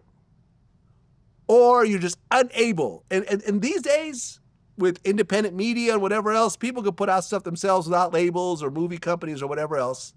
You're not canceling shit. Yeah. You're not canceling shit. R. Kelly had a video of him peeing on an underage girl, and he came up with his biggest hits after that. Yeah. So, do you think in 10 years, Diddy will actually be a viable artist, act, producer, whatever? If he still has the money, He'll still have the money. The money's not going anywhere. Why not? Money talks. Yeah. You can't say he's not talented. Well, He is uber talented. He's talented in terms of not as a performer. No. But as a business mogul, yes. As a business mogul, as an A&R, Yeah. as a producer, Yes. you cannot. I remember I was on Pierce Morgan, and you know the Mark Curry, who used to be on Bad Boy, was like, "Yeah, I don't think Diddy's very talented." I'm like, "Come on, get out of here, get out of here." Yeah, talented. You can't keep finding major artists over and over, decade after decade. Yeah, he's talented in that regard, but not as a performer. But that's a real talent, though. No, it is. That's a massive talent. It is. How many people could have looked at Biggie and said, "Look, here's this fat dude with a lazy eye, with uneven skin, who doesn't even rap like he ended up rapping. He's like really hype when he raps," and say, "Listen, I'm gonna bet the bank on this guy." Yeah, but if it hadn't been Diddy, it would have been somebody. Not necessarily. No. I don't believe that. Not I don't believe necessarily. that. I don't believe when you're. I think Diddy helped mold Biggie into what he became. No, listen. When you're a force of nature, it's only a question of time. Not always. Well, maybe not I always, but disagree. most of the time. I disagree. Most of the time. How many athletes have you seen over time that never got, who were considered the next great thing, and then, one of my favorite lines in Jadakiss, "Why is a nigga up north better than Jordan that didn't get that break?" That's what I'm saying. But sometimes those are things that may be because of the person themselves. Well, that's what I'm saying. It's the person themselves. No. Maybe they have a drug issue or some situation in their life. Somebody that's doesn't come preventing in. A lot of times, someone has to come in and say, "I see what you're doing. I'm going to help you take it to the next level." There's always someone that comes in. But I'm saying most success is a group effort. But if it hadn't been Diddy, would Biggie be in how as good as he was, who he was? It would have been somebody. Not necessarily. Why are you saying that like that's fact? You don't know that. Because at the time, when you look at Biggie's early work before he joined Bad Boy, he wasn't even rapping like the Biggie that we knew. And Jay-Z was rapping like a Fushnikin. Exactly. So who turned that around? And he got into his zone, and that's when Reasonable Doubt came out. Okay, but nobody was responsible for Jay-Z going from a Fushnikin to what he Jay-Z. became. I mean, although you could say that Dame and Biggs probably had a hand in it to a certain degree. Well, we don't know that. We don't know that, but I think with Biggie, just like you don't know about P. Diddy and Biggie. You don't know. Well, no, but I have read a lot of interviews and seen a lot of interviews with Biggie. So, for example, like when Biggie, like basically Puffy came in and told him to slow things down, not yell as much, because Biggie was used to doing live shows. He's like, "Look, in the booth, that's it's the a little bit different." But it's not a technicality. No, it is, because you're going from what you do on the streets is different from what you need to do to sell albums, right? To make an album. So anybody that is in Diddy's position, whether it was Diddy or somebody else that discovered him, would have told him that. Right. Listen to Party and Bullshit. That was never a hit song. That was like an early song before he joined Bad Boy. That song was not the Biggie that we got to know. In fact, when Biggie did his album, I remember he was like, the first song was like Machine Gun Funk. And Puffy was like, "Nah, we're going to do Juicy." And he's like, Juicy, this is horrible. You're going to ruin my career. You don't know what the hell you're talking about. I'm leaving Bad Boy. But Biggie had the ability and the skill set to do that. Whereas Puffy put that song together. All right, though. but there's a reason He why took a this Murder guy Mook and a that was Loaded rapping Lux. a certain way. There's a reason why Murder Mook and a Loaded Lux are battle rappers and can't make sellable albums. They don't have the ability to do that. Or they don't have the person to come in. They've tried. And help mold. They've tried. And help mold them into that. They've tried. You're probably right. Not Biggie everyone's ability. Biggie. Not everyone's Biggie. Okay, so what I'm saying Not everyone's is, Tupac. if you have that skill, Tupac's first album wasn't very Vlad, good. do you realize what I'm saying? If you have the skill set to begin with, yes, you need a coach. And once you get the coach, Right. you win the championship. But when you don't, but if you anybody never, can but fill if the you role. never find the coach, if you're uncoachable, a lot of people are uncoachable. A la a Murder Mook or a Loaded X, or Loaded Lux. But if you have the skill set that Biggie had and you're coachable, Yes. you could interchange P. Diddy with, I don't know who the top producers are in music, but whether it was a Jermaine Dupri or whether it's a P. Diddy or whether it's a, I don't know, who's another big producer in music? Dr. Dre, Dr. Dre. If you get DJ Premier, it goes on and on. Timberland, it goes on and on. If you put any one of those coaches with Biggie, if he's coachable and has the skill set, a star is born. Why does that fall solely on Diddy? Because sometimes you have to have the combination. Sometimes you have to have the person and the talent to come together and make that team. Okay, and it just so happened to be Diddy. I don't know. A lot of times you see this over and over again. Like you see, like, for example, Eve was first signed to Dr. Dre. Dr. Dre didn't really know what to do with her. It wasn't until she got with like Swizz Beatz and Rough Riders that they were like, okay, now we know what to do with her. And they got her in her pocket and they got the right sound around her and she became a star. But Dre had her first. Didn't know what to do with her. Not everyone will work with everyone. People like to downgrade the team because, like, here's the thing, like, especially entertainment, everyone likes to feel that they are everything. They don't realize, like, you know, like a Dame Dash, I think is a great example. Like, you know, Dame Dash, listen, he helped build Rockefeller. He's the one who signed Kanye. I get it. But when Rockefeller broke up and Jay was no longer in the mix, Dame hasn't done anything in like 20 years. So is that more attributed to Dame's own doing or not having Jay-Z? Not having Jay-Z. You see what I'm saying? The two of them were a pretty good team together. But so how is it that they could? How is it that they Jay could? continued to be successful, but Dame was not. Okay, so how is it that they could disperse, and Jay keeps ascending, while I wouldn't say Jay keeps ascending. I think Jay managed to tread water pretty well musically, and the business actually. I'm not a businessman. I'm a businessman. Right. Jay-Z is a full-fledged business. I get it, but music-wise, after Rockefeller broke up, all of Jay's best albums happened during the Rockefeller days, right or wrong. 444 was a good album.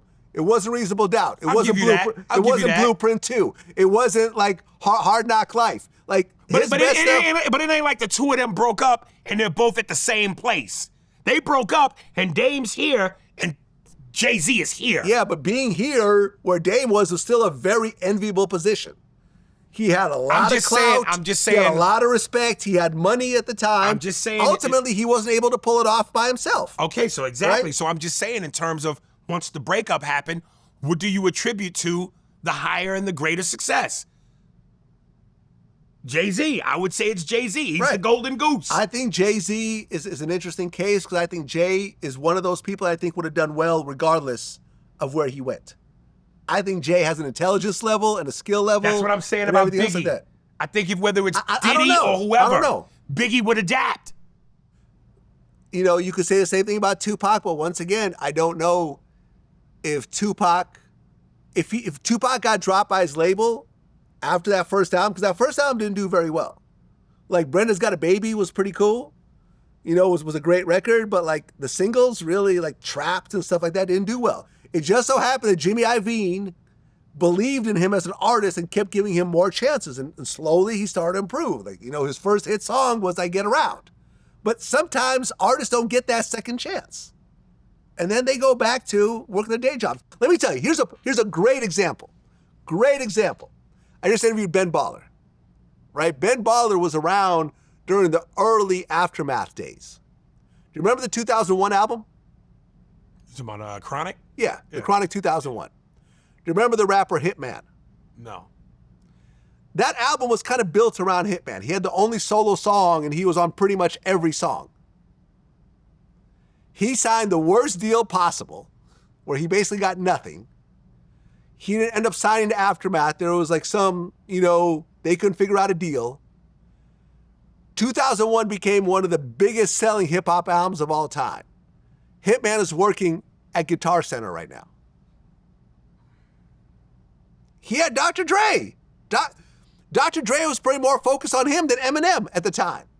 But things happen, and now he's selling drum machines to, up and coming producers. Shit happens. It's not always promised to you. And there's usually a window of time where at some point you just get too old. That's my take. And I've been in the music industry at major labels. VladTV used to be at Universal Records. I've seen SRC Records build up and then ultimately shut down. Like, I've seen it all. You have small windows of time. It doesn't always work out, and it's not always the talent level. Especially in music, the talent doesn't just, shine through and people are automatically guaranteed. I remember Rick Rubin said something really interesting because I read his book recently. He said, when it comes to music, you have to do it for yourself, because a hit song doesn't necessarily mean that it's the best piece of art. A lot of times it has to do with the timing. It has to do with what's happening socially. If you happen to drop the same day as Taylor Swift, your album's not going to do as well as if it dropped on a different day. Things are out of your control, and sometimes the best art doesn't get the most recognition. And sometimes the best artists aren't the most recognized. That's just how it is. That's my take on it. Maybe comedy's a little bit different, but in music, that's how it is. I mean, no, it could work that way in comedy too. Ryan Garcia, what'd you think of his racist rant? I didn't see it. I know who he is because I'm into boxing, but I didn't see it. He went on a whole rant, said, I hate N-words, I'm anti-black, bring George Floyd back to life and kill that N-word again. Well, you could have stopped at the first N-word. Jesus. I think he said he was raped by a black man at one point and a bunch of stuff. Was he drunk or on some drugs? I mean, look, I interviewed Bill Haney, who's Devin Haney's dad, Right. who had seen Ryan Garcia, knew him since he was a teenager because him and his son used to go to the same tournaments and, Right. always make it to the finals and everything else like that. He says he's full of shit. He's not really on drugs. He doesn't have mental illness. He's just trolling, and he just pushed it a little too far. Thinking that maybe that, and look, depending on how you look at it, I remember me and, Tariq Nasheed talked about this, about how I think to a certain degree, someone like a Ryan Garcia understands that a lot of his fans, whether they're Mexican or they're white, they want to see him beat the black guy. You know what I'm saying? Wants to see that. And like, he probably tried to cater to that, not really thinking about the implications of doing it. Right. You know what I'm saying? Yeah, but it's bad decision making. Well, yeah, he got expelled by the WBC. Yeah, everybody wants to see their own beat the opposition, but you don't have to sell it like that. Yeah. You think about some of the great Hispanic fighters from Fernando Vargas to Roberto Duran, Felix Trinidad, Oscar De La Hoya. Yeah, none of them were racist. No, and they were just as beloved by their own community as the black people are by theirs. And this sells it. Yeah. If you're nice with this, you can sell it. The mouthpiece, that's just extra toppings on the dressings on the plate. I mean, Muhammad Ali did it though, and was beautiful at it. Right. Remember when he was fighting? Julio Cesar Chavez. Who was the fighter that he kept calling a gorilla? Joe Frazier. Joe Frazier. Remember, he even had a guy with a gorilla suit in the ring with him and stuff like that. We talked about that. Yeah. Yeah. He kind of played around with that. I'm handsome. I'm fast. I'm pretty, and can't possibly be beat. I love it. Love it. Tyson versus Ali in their prime. Who would you give it to? Ooh. That is such a tough one. Because styles make fights. And you're talking about a guy in Ali who's taller, longer reach, can fight going backwards, one of the quickest jabs in boxing, one of the quickest hands in boxing, can throw punches in bunches, the footwork, the ring generalship, knows how to work the ring, get out of tight spots. He would be so elusive for Tyson.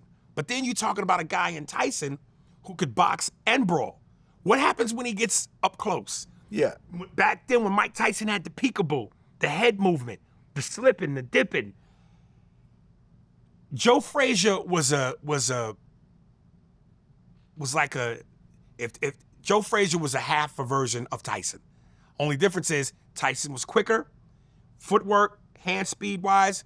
Joe Frazier was known for a powerful left hook. That's it. Tyson had power in both hands, could throw fast combinations, which is to say if they go 12, 15 rounds, it's hard for me to believe Ali wouldn't get hit. What happens when he gets hit by the most devastating puncher in boxing? But at the same time, he was hit by Foreman a lot. And Foreman is devastating. No. Foreman, it was a devastating puncher. He did the rope-a-dope, and mostly what Foreman caught was the body shots. True. He didn't really catch Ali clean in You're the right. face. No, you're right. And he tired himself out. But with Tyson, Ali is so elusive, and with that jab and that speed, he could keep Mike at bay. Just what happens when Tyson hits him? Because remember, in that first fight between Ali and Frazier, I forget what round it was a lot of rounds, but when Frazier caught Ali with that left hook from China, and he knocked Ali down, Mike Tyson is twice the devastating power puncher, twice the speed in the hands, twice the speed in the footwork. That's a tough call, man. But if I had to pick one, I say Ali wins on points late. Okay. If there's no knockouts. If there's no knockouts. And here's the other dangerous thing. Both dudes could take a punch. Yeah, true. Ali could take a punch, and you look at all of Tyson's losses, it was never a one and done, one shot hit. We found out when Roy Jones slowed down, Roy couldn't take a punch. Because all of Roy's knockout was one hitter quitters. Well, no. He would hit him with like 10 punch combinations. You had to hit Mike, you had to beat Mike up to knock him out. Well, no, I mean, I was talking, with Evan, my assistant, about this the other day, about how, imagine after losing to Buster Douglas, Mike doesn't go to prison. Okay? So obviously there would be a rematch with Buster Douglas. Which I was so mad never happened. It never happened because... And technically Mike won that fight. No. Yes, he did. Yes, he did. Douglas was down for 14 Mike, seconds. He was Mike down Tyson for 14 and Buster Douglas. He was down for 14 seconds. Who? Buster. No, he wasn't. Yes, he was. Look you at the can tape. tell, if you look at him, he was ready. It was a late count. When he got knocked down, the referee was telling Mike to go to his corner. He was down for at least 2 or 3 seconds before the count began. When he was doing the count, Buster Douglas was ready to go. He was not disoriented. He laid there for a second, he was leaning on ready. his As soon as he hit the elbow. 10, he popped right up. He was not disoriented. I don't fanboy Listen, about... Mike agrees with you. I don't fanboy about much, but I'm a fucking hooer when it comes to Tyson, Murphy, and Ali. Okay. When it comes to Eddie Murphy, Mike Tyson, and Muhammad Ali, you can't tell me shit. Okay. I've done the homework. Okay, so we can agree to disagree on this. We're gonna agree to agree. Because I've interviewed both of them about this. No, you didn't. And Tyson said what? Tyson said it was a long count. Well, I didn't care about my eye, but I was complaining about that he was knocked out for 14 seconds. And they gave me a long count. I wasn't complaining, but it was the truth. The long count. So do it again and count. As soon as he hit the floor, it was 14 seconds when he got up. Right. So Buster, they said Buster, when they asked Buster, and Buster denied it. What you think? I mean, Well, look at it right now. You can look at it right now. Look in your phone and it's count. Right. So what does that mean if I it's a interviewed long Buster. count? Buster said it wasn't a long count. He said I was ready to go. Well, what do you expect Buster to say? You mean the winner? The one who legitimately won? So you got hit with a Tyson uppercut. You went down. And when you watch the fight, right, and I watched it again this morning, to me, it was very clear that you were not dazed. You could get up anytime. You waited until about the 9 count to fully come up and say, okay, I'm ready. Right. But according to Tyson, and I remember I watched a clip from his Broadway show, he is convinced that you had 13 seconds on that mat. Yeah, keep going. Yeah, that he was convinced that you were given 13 seconds and technically he knocked you out. Right. And he still says that to this day. Right, but they don't say how many seconds he got. Right. That referee was scared to death. Like, oh my gosh, 1,100, 2,202. His count was longer than mine. He's talking that smack. If you look at the tape don't lie. Okay. It was at least 12 or 14 seconds. I disagree. Here's my point. Mike Tyson, and I've interviewed him about this, the night before in Japan, he was partying with Bobby Brown. Yeah. They had a bunch of girls, they had liquor, may have had drugs. He wasn't even He himself. didn't take it seriously. His corner man didn't even know what he was doing. Right. He used a fucking latex like a glove for an end swell. glove on his head. Yeah, Come that on, was man. ridiculous. He was tripping over Right. Robin Givens, that bitch. Right, exactly. So, clearly, knowing who Tyson is, he would have been 100% ready for that rematch. He just lost all his belts. That rematch, he would have demolished Buster Douglas. So then the question is, what would have happened with Holyfield? Would he have beaten Holyfield at that point? Yes. I think he would have. Yes. Tyson in his prime beats Jesus himself. Tyson in his prime, focused. I'm talking about when he was with Jimmy Jacobs, Customato, Kevin Rooney, and even Teddy Atlas for a little bit. Right. That Mike Tyson, unfuck-wittable. Yeah. Here's the part that blows me away. When Tyson retired, finally, his record was 56-5. Yeah. And this is a guy who spent 3 years in jail during his prime. When he got out of jail, was a shell of himself, did drugs, cocaine, was doing it for the money. The passion wasn't there. Right. Imagine if he had Floyd Mayweather-like focus. Mm-hmm. Doesn't go to jail. Yeah. Never the drugs, the women, the partying. That motherfucker might have been 101. Yeah. That's the scary part. Yeah. Muhammad Ali's record when he retired, I think was like 55-5 or 6. They basically had an identical record. Yeah. And both men, 3 years from exile, 3 years in exile from the ring. Could you imagine? Yeah, no, I think Tyson would have had a legendary run if it wasn't for the prison time. But unfortunately, he did 3 years, comes out, had some questionable fights. And, Mike used to do coke. He used to have a fake penis that he used to, do drug tests with. You know what I'm saying? I never knew that. Wow. Yeah, he had a fake penis. He would talk about how he would, use the, he said that when his probation officer would go up and he would, go, he's like, oh, you want to look at a black man's dick? Is that what you're trying to do? And the guy's like, okay, fine. And then he would pull out the fake penis and piss in a cup. Funny. That's funny. Really, I wasn't on alcohol. I was on cocaine. They made it a DWI. And I didn't stop smoking. I couldn't stop. I was addicted to weed. I couldn't stop smoking. So I had to get a Wizinator, a fake dick with somebody else's piss in, a clean piss that was warm. And I used to always do this. I used to say, oh, come on, man, you ready to put, just act like I was gonna pull out from him. Hey, no, turn around. You gotta say, turn around. I was pulling around the click. And I was like, oh, you want to see some dick, nigga? I always say that to the guy. I would give him that gay comment. Oh, you want to see some nigga dick, huh? That's what you want to see. Hey, get away, turn around. I let the stuff out, and I get away with it. The piss will be clean. I just say, I hope the guy don't say, Mr. Tyson, you're pregnant. But yeah, he would have had a legendary run. He would have had the loss, but he could have been 50-1, 60-1. Yeah, it could have happened. Yeah. I hate when people go, Mike Tyson is one of the most overrated champions because when he fought. But here's why they say that. Because when he did fight fighters that counted, he lost. Holyfield, Lennox Lewis, everybody he beat was basically nobodies. And that's bullshit. You still got to win the fight. And not only did he win, he won in spectacular fashion. Yeah. Now, here's the part that sucks for a guy like me that loves Tyson. Because technically, we don't know, and he did lose, but I really believe in my heart and soul that a focused in his prime Mike Tyson, as much as I respect and love Lennox and Holyfield, Lennox Lewis did an episode of Mad TV I did with him. Oh, okay. Very cool guy. I've met Lennox. Very cool guy. But Lennox was always known for not having a chin. Prime Mike Tyson, out of there. Oh, yeah. Holyfield, out of there. I would have loved to have seen Tyson fight Riddick Bowe. Yeah. Both in their prime. That would have been a match. Well, yeah, because Riddick Bowe, didn't he win the 3-fight series against Holyfield? Yeah. Yeah, he lost 1 and 1 2. He won, yeah, exactly. I was at the Fan Man fight. Yeah. When the dude flew in the ring with the fan. I was Now, at listen, that fight. I interviewed Riddick Bowe and Holyfield. Like, you know what I mean? They both had a lot of respect for each other. I later found out, and this is what's kind of cool about being me. Again, I grew up on people and watched them, and I know these people when I see them, and I'm in awe. So many of these people know me and are fans of mine. And I remember Riddick Bowe hit me up one time, and he was like, man, he hit me up on Twitter. He was like, man, I'm such a fan, blah, blah, blah.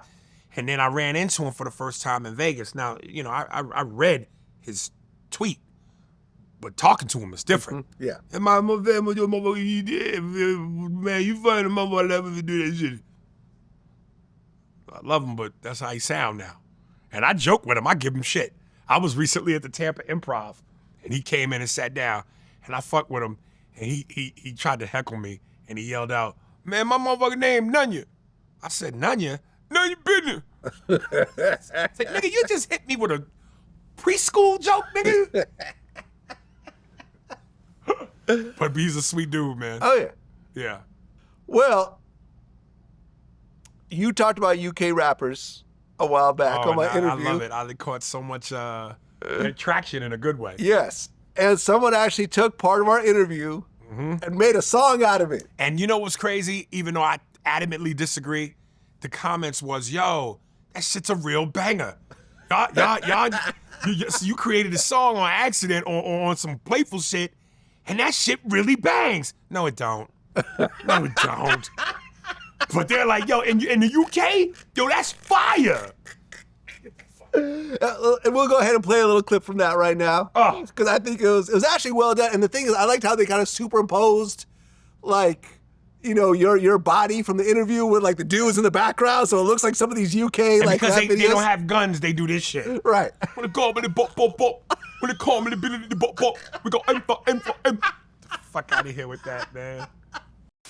Watch out with the bop bop bop. When they call me the cop, when they cop bop.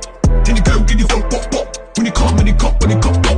Watch out with the bop bop bop. When they call me the cop, when they cop bop. Then the girl get the phone bop bop. When they call me the cop, when they cop bop. Trash, nigga, trash. I'd rather listen to fucking Lil Uzi Vert or Yachty over that bullshit. I like some UK rap. I like some UK rap. I like Giggs. I've interviewed him before. I like Stormzy. There's a few dudes that I like. Central C's pretty cool. I've heard some of his stuff. Yeah. No? Yeah, dude, I can't even. And I'm sorry, I'm sounding like I'm repeating myself, but again, we talk about so much shit on my pod. I said I can't even appreciate or like English action movies. And when I go, you don't like James Bond? No, not that. I mean, like that's an English action movie. No. I don't mean like that. James Bond is a British character, but he doesn't have the accent. Like I'm talking about action movies like Snatch. Anything from who's the dude, the director? Guy Ritchie. Guy Ritchie. Yeah. A lot of blow. We're gonna get it, Mike. I love Guy Ritchie. I love Guy Ritchie. I love Guy Ritchie. Action movies with dudes with the thick accents. You take me. It takes me out of it. Really? Yeah. I actually disagree. I actually like There's it. nothing macho to me about, listen here, bloke. About give me more money. Get the fuck out of here, man. Oh, that boy blow say. Ole. My fucking money there. Get the fuck out of here, man. We come from Stallone, nigga. Bruce Willis. I know he's Austrian, but Arnold Schwarzenegger. You don't like Idris Elba? But Idris doesn't really do anything with Oh, the yes, accent. he does. Look at like the Luther movies and stuff like that. He really has the thick accent sometimes. Yeah, but I knew him as Stringer Bell on The Wire. You didn't even know he was British. Yeah, I knew him as an American first. Even though I know Arnold Schwarzenegger is Austrian. Is it Austrian? Is that how you say it? Right. But he's so embedded in the American psyche and the American culture of action movies that we don't associate him being a foreigner. Even though you hear the accent. Right. He's American. But them he should run for president. Yeah. He was the governor. But them English movies, man, I'll tell you right now, it would important to come here, bloke. I'm like, nah, you're not selling me with that. That's crazy to me. I go, but have your money, eat it. Well, don't tell him away. He don't add it. Then we gonna go down. Fuck out of here. Yo, your accent is crazy right now. That's how it sounds. I'll tell you what, we talk about having another bite. You want to get in the party, mate? You go down it. It's the most retarded shit I've ever seen. You're threatening me? You're actually threatening me? I thought I'd try this part and meet you outside there. You go down the other roads. I can't stomach an hour and a half of that shit. I can't.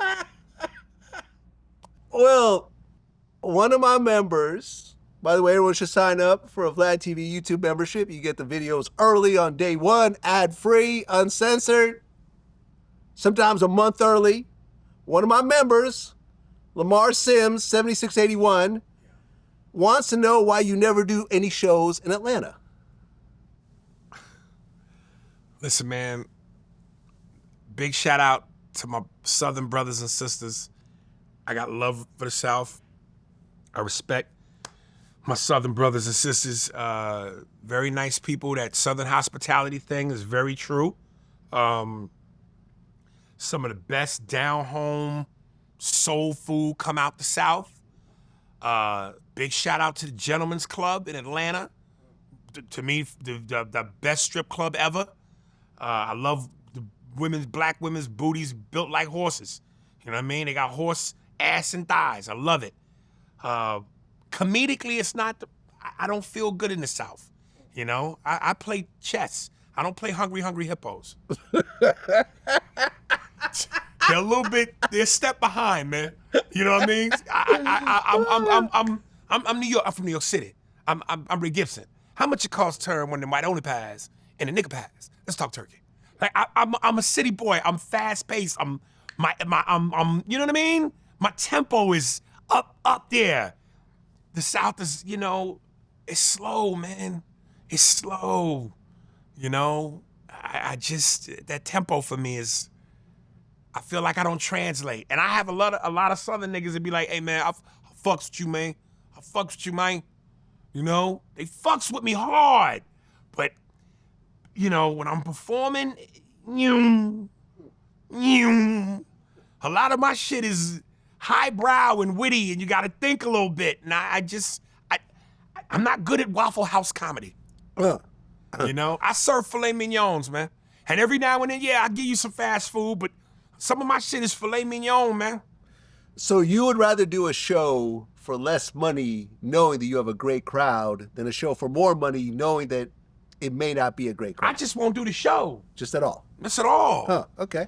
Listen, I've performed certain places in the South where from the outside looking in, like if you were sitting where they're sitting, when the show's over, they go, man, you were great. I feel like, man, a piece of my soul died. I feel you. Like, you know, because I know what I get in other places. Yeah. And in terms of the intellect being appreciated, when I say certain things, off the cuff, the crowd work, there's applause breaks. People get the genius. They get how you put it together. I don't know. In the South, I feel like a lot of shit don't translate, man. So, like I'm talking too fast. Okay. I got a vocabulary. You know what I mean? It's just. Shout out to Atlanta, man. I love Atlanta. Okay, so if you were to say, if you had to pick one city to perform in, you have one show left in your life, and you could do it in one particular city, where would you go? New York City. Okay. Listen, I've always said I'm a biased motherfucker. Listen, in terms of but you're from Jersey though, right? No, You're from New York. West Side. West Side, my bad. Sorry. Yeah, Hell's Kitchen. Okay, my bad. If I had to pick between the West Coast, East Coast, the Midwest, if I had to pick a coast, it's got to be the East. I live out there, so don't go there. I'm still East Coast biased, man. Philly, New York, Boston, Connecticut, Jersey, DC, Baltimore. There's just the energy that comes with the East Coast. You gotta be quick on your toes. You gotta be quick mentally. You gotta be sharp with your linguistics and your words. And you gotta be quick, man. And that's what made me. That's why, I love the East Coast. And even though Florida is considered the South, it ain't deep South. It's to me, that's more Southern East than deep South. When you say the South, I think of Mississippi, Memphis, Alabama, where niggas don't know they free. Have you ever done Apollo? Yeah, I did the Apollo when I was 17. Okay. And then I'm gonna do it again this October. Okay. So when you did 17, did you do well or did you get booed? Nigga, please. Listen, every comedian's gotten booed at some point. Let me tell you how it went for me. I did Def Jam first with Martin at 16. Okay. The next year I did Showtime at the Apollo at 17. Here's what happened, and I swear to God I'm not lying. First of all, I didn't do amateur night where you come rub the log. I had already established myself on Def Jam, so they brought me on as a featured guest. I come out about a minute and a half into my set, technical difficulties with the mic. And into that minute and a half, I'm destroying. So I had the presence of mind to go, now when they re-bring you out, you can't do the same bit because now the magic is gone. So you got to hit them with something completely new. Even though I had my set locked in as to what I'm gonna do, I had to on the fly go, well, forget the next 4 minutes. I mean, or whatever you had after that minute and a half, you can still do that. But when you open, it's got to be something new. So I come out, I practically do a new beginning with the other couple of minutes. By the time I was done, standing ovation, and you know how the balcony is to the left and right? Yeah. There's a badass broad sitting in the balcony. So I immediately after my set went up and tried to say hello. This bitch grabbed me, pulled me down, and damn near molested me in the balcony. Long story short, I got her number, and I lived on the west side of Manhattan. I took the train all the way back up to Harlem the next day to try to tag that bitch. Did you do it? Yes. Okay. Yes. My man. I'm trying to say this as humbly as I can. Dude, I've been in this game for 35 years. I've been a beast for pretty much all of it. And this is not me trying to be arrogant, but it's like anything you've been in that long, don't you get better? If you get into the martial arts, aren't you better 35 years later than you were in the first 5? So I've had a lot of training, nigga. Mm-hmm. So, yeah. Last question. You posted this on IG. You said the fact that Keith Richards outlived Richard Simmons really makes me question the eat healthy and exercise thing. I don't understand this life thing, man. I do not understand this thing called life. It just doesn't make sense. There's no rhyme or reason to any of this shit. Well, look, you're 49. Mm-hmm. You're gonna turn 50. Yep. Next year in April. I'm 51. I could tell you right around 50. 50 is the new 30. No, it's not. It's the same old 50. Yeah. Your body starts to change. I have a torn meniscus in my knee. I used to go hour and a half, 2 hours on treadmill every morning. I just thought I had sore knees from doing that. Got an MRI, torn meniscus. It doesn't exactly heal. I just have to avoid damaging it further. This is what starts to happen the older you get. Your body starts to break down, and that's just the reality of it. And you'd be hard-pressed to find any obese 80-year-olds anywhere in the world. So you could say, well, look, Keith Richards has been drugged out for 50 years, if not longer, and whereas Richard Simmons has been the exercise guy. But, listen, George Clinton's still alive, and he's done crack and all types of other drugs that he's talked about. Yes, you get some super athletes out there that could really withstand that type of abuse. But as a whole, find me a really fat 80-year-old. If they're alive, they're probably really skinny. Yeah. Same thing with 70-year-olds and most 60-year-olds. So I'm just saying, you could say that it doesn't matter, but if you take a step back, it does. And I've always tried to keep my weight. I'm a little heavier than, I'm about 10 pounds heavier than I should be right now. But I'm trying to change that. So you could say it doesn't matter, but I'm going to tell you, as you get into your 50s, which is what I'm doing right now, you're going to realize it. That's just my 2 cents. Yeah. You know, I wish we had, and you know, we haven't addressed it, so I think I should mention it. People might ask the question, well, you know, you guys had a podcast, so why y'all not doing the podcast and you back to doing this format? And I had called you up and I said, you know, doing it that way ain't really a podcast, because you have to give people content that they depend on every single week. Yeah. You can't take breaks. And with your format, you take breaks. Yeah. And then you chop the episodes up Yep. into minute segments until they all air, and then you air the whole thing. Again, podcasts are at least 45 minutes to an hour. No, I get it. And But, you know, here's what I'm saying, though. Go ahead. Because this is what was the thing I was looking forward to that I still would like to do on here from time to time. Have you ever seen this thing Jimmy Kimmel does where he has celebrities read meme tweets? You've never seen that? I've seen it. Yeah. Okay. Just every once in a while, Vlad, when I come here, we should handpick 5 or 10 comments from the previous episode to read, because I really be wanting to address some of the dumb shit that people say in the comments. It floors me how fucking stupid people are. Absolutely fucking dumb. Let me see if I can find some. Hold on.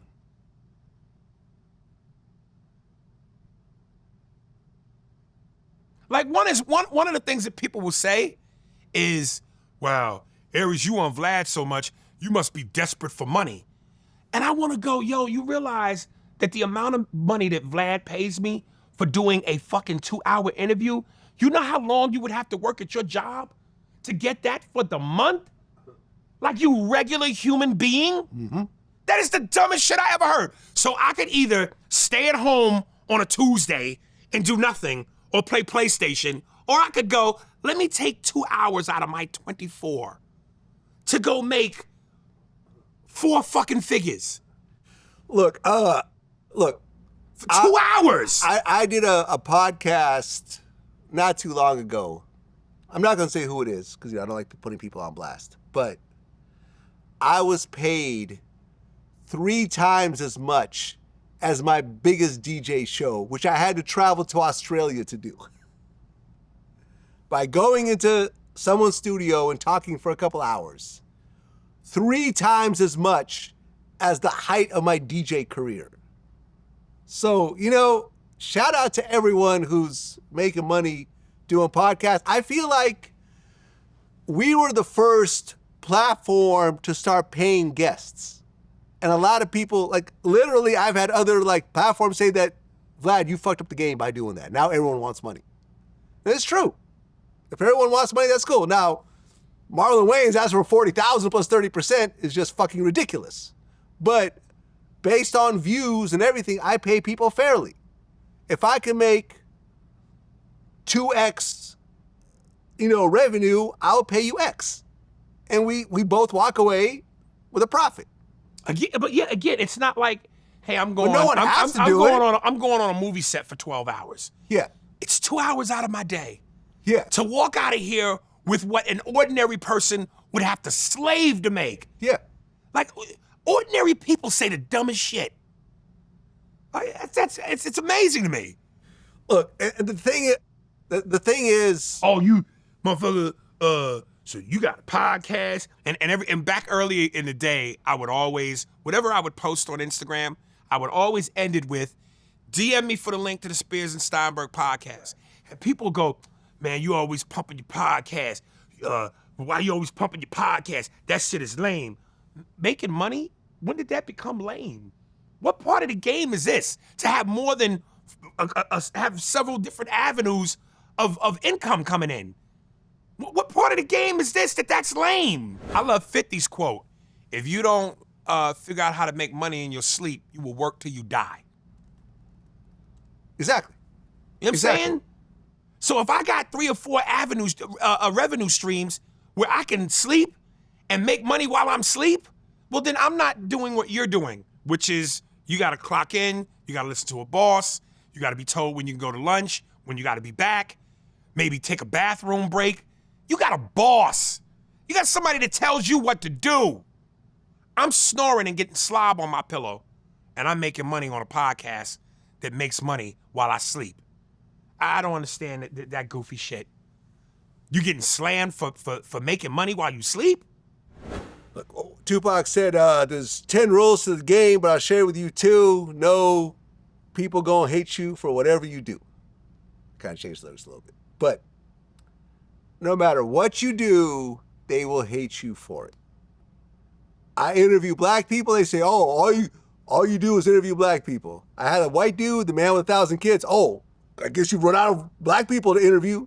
Like, you know what I mean? No matter what you do, I donated $10,000 to the NAACP during the whole George Floyd thing. Oh, why'd you give money to them? You know, that's a waste of money. You should have given money to Black Lives Matter. Black Lives Matter? who went and bought a bunch of mansions with the money? Is that who I should give money to? As opposed to the institution that helped out Martin Luther King and, you know, has decades of real, actual, you know, help to the black community? Yeah. Really? No matter what you do, they will find a way to hate you for it. You know, just how just how you brought some education to me about Kamala Harris and the whole prison system thing. Yeah. This is what I mean when I say a lot of people just run with what they think they know or what they've heard. You know, it always kills me when people go, man, Michael Jordan don't do shit for black people. Did he not make it possible for all these young black men in the NBA to now get the endorsements that they get? He kicked open the door. Isaiah Thomas, as much as he doesn't like Jordan, he said that. Michael Jordan has kicked open the door for all these young black ass athletes to now make the money that they're making in endorsements. Yeah. So he did do something for black people. He didn't do what you thought he should have done or would have wanted him to do. But his success is the biggest contribution to all these young black athletes today. Look, MC Hammer, for everyone in my age that could remember this, MC Hammer was the most criticized person in the world of hip hop, because he had a Pepsi deal, he had a sneaker, he was doing Kentucky Fried Chicken commercials, and I remember he was doing like a Jack the Rapper, and someone yelled out, man, you dance for chicken. He's like, no, I dance for money. Now, right, every rapper would love a Pepsi deal, their own sneaker, a fast food franchise doing commercials with him. He took the bullets for everyone just so everyone else could pretty much say, yeah, great idea. I'm going to run with it. You know what's funny? And I said this before. While I love rap, how could I not? It's part of my culture. It's part of who I am as a black person. But the hip hop world has been so hypocritical sometimes. Remember Ice Cube had a song called Burn Hollywood Burn? Yeah. And I said, all these rappers, before they realize how profitable it is to smile, with thugs and gangsters. Oh, yeah. Hardcore. You had to be a gangster. You had to be hardcore. First of all, you niggas is reciting poetry. You're poets. You're poets. You're poets. There's Back nothing. in the day, you'd have a feather in your hair. You come on. So miss me with the gangster shit. Yeah. The real gangsters is Al Capone, motherfucking Benny Siegel, Bugsy Siegel, Dutch Schultz, Frank Lucas. Those are gangsters. Big Meech. You niggas are poets. Yeah. And then on top of that, it's like you all start off with this hardcore gangster shit, but then you learn how profitable it is to smile. And now you're doing songs with Katy Perry and Willie Nelson. You're doing TV shows with Martha Stewart. Ice Cube went from Burn Hollywood Burn to Are We There Yet? Yes. So knock it the fuck off. Or as you young kids say, stop the cap. Last question before I let you go, because this actually just came in on my community forum on YouTube. In my member section, by the way, $4.99 a month. Sign up now. Big Gaddy 325 asked about a relationship you had with a woman that I guess was in the car that pulled up next to Tupac. Oh, yeah, my baby moms. One of my baby moms. One of your baby moms witnessed Tupac's murder. Yeah. Oh, was she the one in the car that pulled up? I was like, Tupac. Yeah. Oh. Might have been, at the time, yeah. Wow. Yeah. Because this was always like, I remember I was speaking to Edie from the Outlaws. Her and one of her closest friends, yeah. See, I remember me and Edie spoke. I remember I showed him the keys to Edie. Huh? Oh, Edie, I mean from the Outlaws. Oh. The one of the last surviving members of the Outlaws. He was in the car right behind Tupac when the car got shot up. And he talked about how the car full of girls pulled up. Right. He said it wasn't until the Keefe D interview that he really was able to accept that it wasn't a setup. Because all these years he thought those girls pulled up to distract Tupac before he got killed. Right. But then once Keefe basically said that was actually how they knew Tupac was there, because they saw the girls yelling and then Pac was out the window like he was like in a parade or something. Right. So did she tell you that story of how it went down? Yeah. And what did she tell you? Basically that. Yeah. She to this day, she won't tell me the truth. But I think I know better than that. I remember when Tupac made an appearance on In Living Color, and she was at the studio audience that day. And I remember I saw a picture where he had his arm around her, and she was holding his finger. And I said, yo, you fucked Pac, didn't you? And she to this day, no, I ain't never fucked Pac. We wasn't like that. I'm like, I'm famous. I've taken 1 million pictures. I know when broads do certain things, that's the you can have me signal. Like, you know what's crazy? I've had women who will be with their boyfriends. And after the show, will be like, oh my God, Aries, you so funny. And when they go to shake my hand, there's this thing where they rub your hand as you're pulling away, and then they grab your finger and like massage it. Just like and I'm like, you traitorous bitch. You with your man. This nigga loves you. And you doing this disrespectful shit. So, and they're not gonna sleep with you. You're not gonna take them from their man. But they want you to know, yo, I saw you perform. You touched me. So, she to this day would say to me she never slept with him. But I go, I'm doing the math. See the fucking picture. He gripped the nigga's finger. You were there the night he got killed. Bitch, please. What was her reaction when she saw the shooting? The reaction that anybody would have. She was like, what the fuck? You know what I mean? So, yeah, and I remember when the producers of that, whatever that doc is or whatever, they flew her out to Vegas to, interview her for it. Yeah. Yeah. Small world. Small world. Small world, same dick.